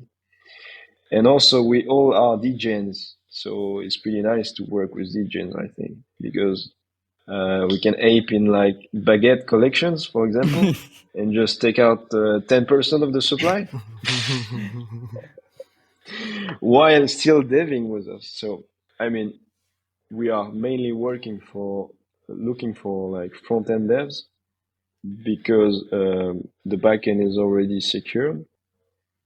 As we are doing a lot of front-end integration, like the front-end for DeGodCast, Bob did it, but we have like many apps to ship, and front-end is a really, really time-consuming part. So I would say any good front-end dev that's out there listening to this and that have experience with like React, Node.js, and maybe Web3 JS for Solana, just hit us up and we'll find a way to integrate you in our team because we need devs. Awesome. Okay, I'm done. Bring them on. The rapid fire with Chill is over. Yeah. The more the merrier. I mean, yeah, I was pretty much done too. We have some questions from the community. As usual, these tend to be slightly off topic, so we can run a couple of those if you guys got time. Yeah. All right. First one. What's the deal with yerba mate? I've heard it's ass. I've heard it's good. Are both of you on it? How do I indulge in this? What's the deal? Before I shill it, did you try any when you were here, Chill? Yeah, I did. What'd you think? It's pretty good. Yeah. Nothing special. So what do you so do you guys do like you make it yourself? Do you buy like the yellow cans? No, we just buy the yellow cans. Yeah, the Guayaki yellow cans. And the reason I like them a lot is because it has a fuck ton of caffeine in it, but it just like releases it in like a slower way. And so I just feel like I have longer term energy when I'm drinking like a yerba. But you know, when you need to bust out the Rockstar 300 milligram, which is pretty frequent, like that's there's nothing that hits a spot like that. But for like a regular day, like I'm definitely on the yerba wave. We all are. Yeah. I am like a coffee guy, so I don't know if I bust I like out the coffee too, Rockstar but 300. I think there's no comparison between coffee and yerba, bro. Like yerba gives me so much more energy. More energy. Because there's no crash. Like I just feel like I never crash on yerba or on coffee. I feel like I get flavor. That. Oh, it's so good, dude. The Revel Berry flavor. It's like the yellow cans. The Revel Berry. It's the red one, the yellow and red one. Dude, that shit tastes like candy. It's so fucking good. Because I'm looking at getting like bags or like loose shit for work or something. Nah. Okay. Only the boozy I mean, shit. you could. People like that shit, but I mean, I like candy, so I'm more on the DGen side. So I mean, that's like the natural way to do it. But yeah, the cans are the way to go. All right. Have you guys seen the new Mickey DeGods art? It's fucking beautiful. All right, take. I sent you the link to it. If you need a second to look at them, let me know. Because I'm going to ask you what would be in your Mickey combo. Do you need a second? I'll ask another question while you look. Give me a second. Let me make this. This is tough. When you guys were at any of your Airbnbs that may or may not have had a pool, did you guys race at all? Taylor and Delilah race Fast pretty often, but no, it was mostly pool competitions. I'm glad Chill is here because he's de facto the best guy in the group. I've snuck some games on him, but games of what? Chill is pool, a pool itself. Like, that would be mostly billiards, pool. That would be mostly what we played. Pool, I think only because both Delilah and Taylor are both on that cold shower, like they don't give a fuck type of wave. Dude, that shit's so wild. we would be in the hot tub and those fuckers would just jump in the pool like every time. Yeah. No matter how cold it was, they did not give a fuck. I tried that because I think it's Michaelis or whatever his Twitter name is. He knows who I'm talking about. He's doing the cold shower a day until 333 floor. And I just turned it to cold the other day when I was showering, getting ready for work. And that shit is miserable. So respect to them. Maybe one day I'll actually do that. But okay. One more, and then I'll give you the Mickey question again. And this one's for Frank. Do you have an official stance on the Jit Villansdao accusations of you being vegan? And what is your stance on the Jit Dao versus Jit Villansdao rivalry as a whole? The second part can be for both of you. I'm not vegan, but I have no idea. I don't really know what the whole Jit Dao. Oh, please say you have no idea what Jit Dao or Jit Villansdao are. That'll be the ultimate fucking ego crush for both of them. No. I like, okay, awareness wise, like I know they exist. Like I've seen them on Twitter, but what they are or what their backstory is completely lost on me. I asked it in the replies. I'm like, what is this? And then no clue. That's good enough. I think someone got mad at me. I said jokingly, like, oh, these accusations are false or whatever. And someone was like, don't give these haters any time. And I was like, I don't think these guys are haters, but No, maybe they are. I have no idea. No, yeah, they're just fucking around, right? Jits. Yeah. Chill. Do you they're know trying to get a anything better about entry. Jit Dao? No, they're all in. They're all DeGods holders. I'll tell you that much. But What? do you know anything about Jit Dao or Jit Villansdao? Chill. Not really. Sorry. That was honestly part of the answer that I was hoping for, because these boys on Twitter are just wilding out 24/7, and they needed, a little bit of humility, keep them in check. All right, what would go in each of your Mickey DeGods combo? You can choose 3, 4, or 5 items. Okay, I definitely want the Galaxy Shake. Hell yeah. And then I just want all the Galaxy Acid ones. I'm not gonna lie. So the Galaxy Burger. Yeah. I mean the Galaxy Chicken Nuggets, and then I think the Silver Chain or the Gold Chain is fire. Which gold chain? The ice cream one? I mean, I don't think I've seen that one yet. I just saw the French fries one, and that was hard as fuck. Okay. Because there's the chains were for one of one items. So I have 2 burger chains that are like white gold. Oh, the burger chain cheese. is better. Never mind. I just saw it. The burger chain is way better. I'm a burger maxi. I got a bunch of burgers. But my favorite item has got to be the Galaxy Shake, because that actually looks like it might be good in real life. Yeah. Candy. And then the ice cream Jello fucking with the Lucky Charms on them are pretty cool too. Yeah. What about you, Chill? What are your favorite Mickey's items? I'm a fucking nugget maxi, so I would get the 5 nugget plate. All 5 nuggets? Like all 5 nuggets, number 7. That you Word. Love to hear it. Some of the tattoos on those are unreal. I don't know if you guys have looked closely at them. I know the art just kind of dropped, but one of my favorites is there's a tattoo. It's a caramel apple with crayons sticking out of it, and it says Delilah. So it's the Delilah nod. It's the Scum nod for his crayon incident collection, and then it's the Sir Candy Apple nod all in once. Which that's so sick. Fun. Nice.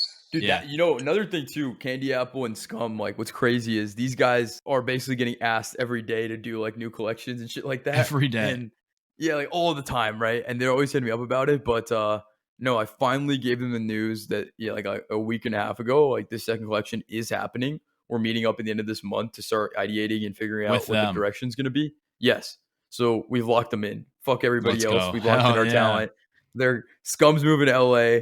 He told me that. That's awesome. Yeah. Let's go. Yeah. So that next collection, man, I can't fucking wait. I mean, we're thinking of potentially doing like, we just want to make it insane, man. I don't know what to say. Like, we're talking like if we have to make like 5 versions of every trait, just so that they can be in different generated poses or different like stances or whatever. Like, do you have an idea what the theme is going to be?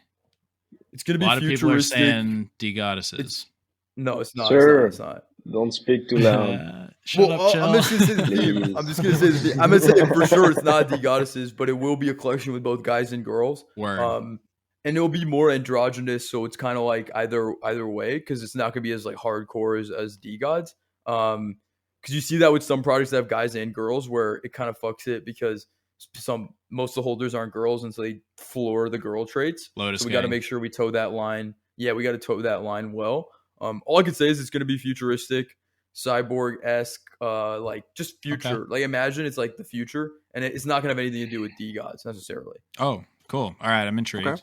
All right, last one real quick. And this is actually in regards to one of the team members, or a part-time team member maybe.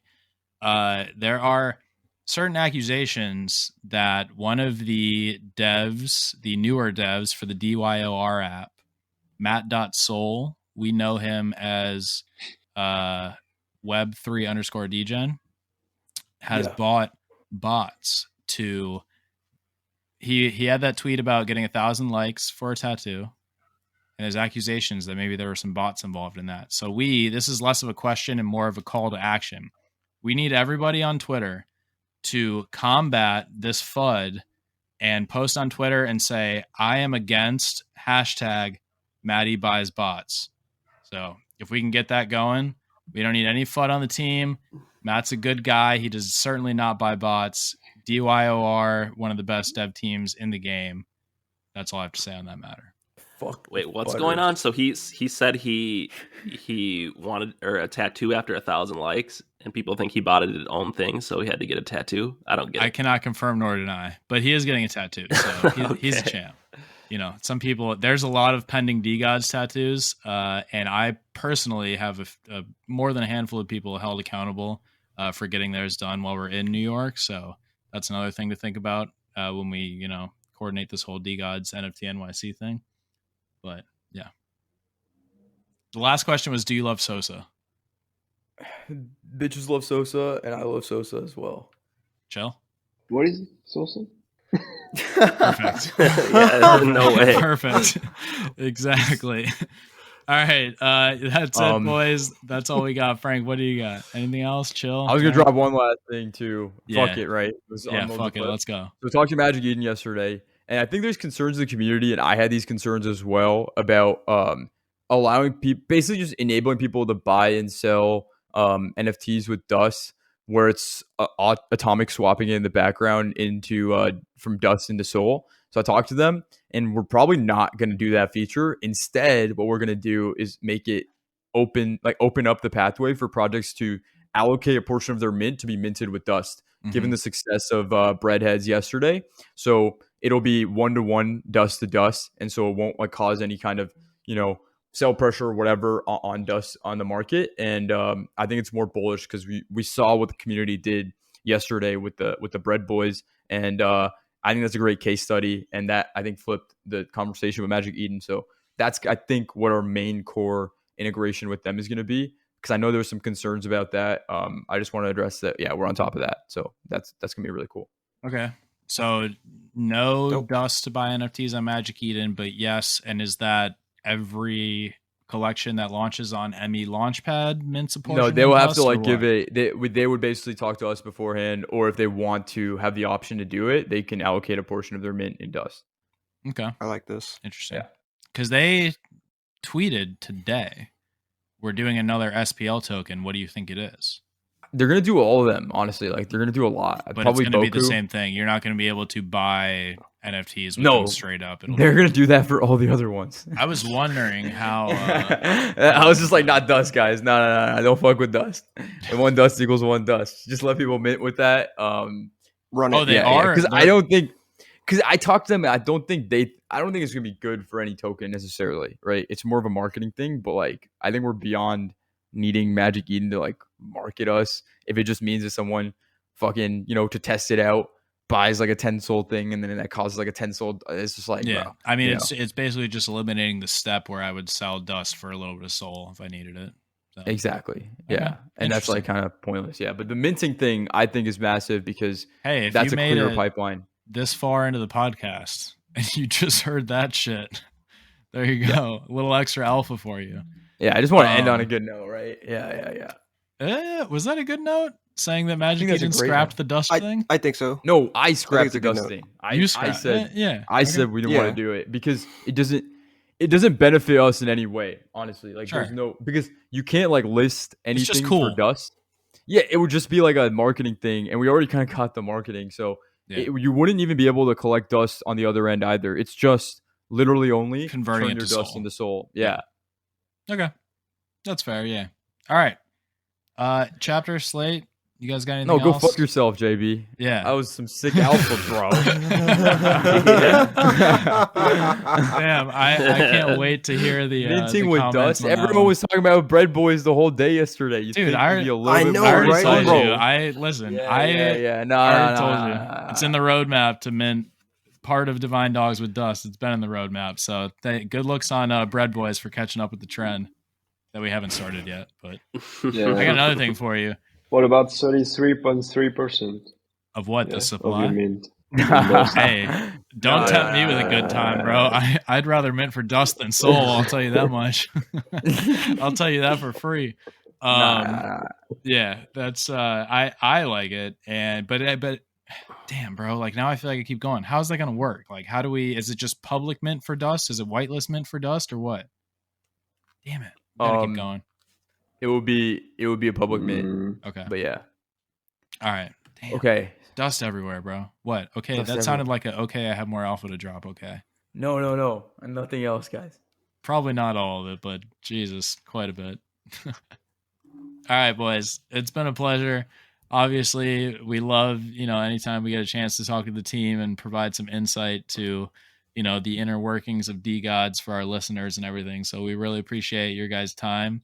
And obviously, we look forward to everything in the future. Chill, you handsome bastard. Thank you for coming on. Further adding to my theory that every single DeGods holder is beautiful as shit. I appreciate that. And let's keep that. Thank you, sir, for having me. Of course, our pleasure. Trust me. Oh my goodness. Frankie, you too, brother. Appreciate you. You're a busy man. We know. Appreciate We you guys. appreciate your time. So, love you guys. Have a good one. Thanks, guys. All right. Peace. Thanks, guys. And, Slate chapter. We out.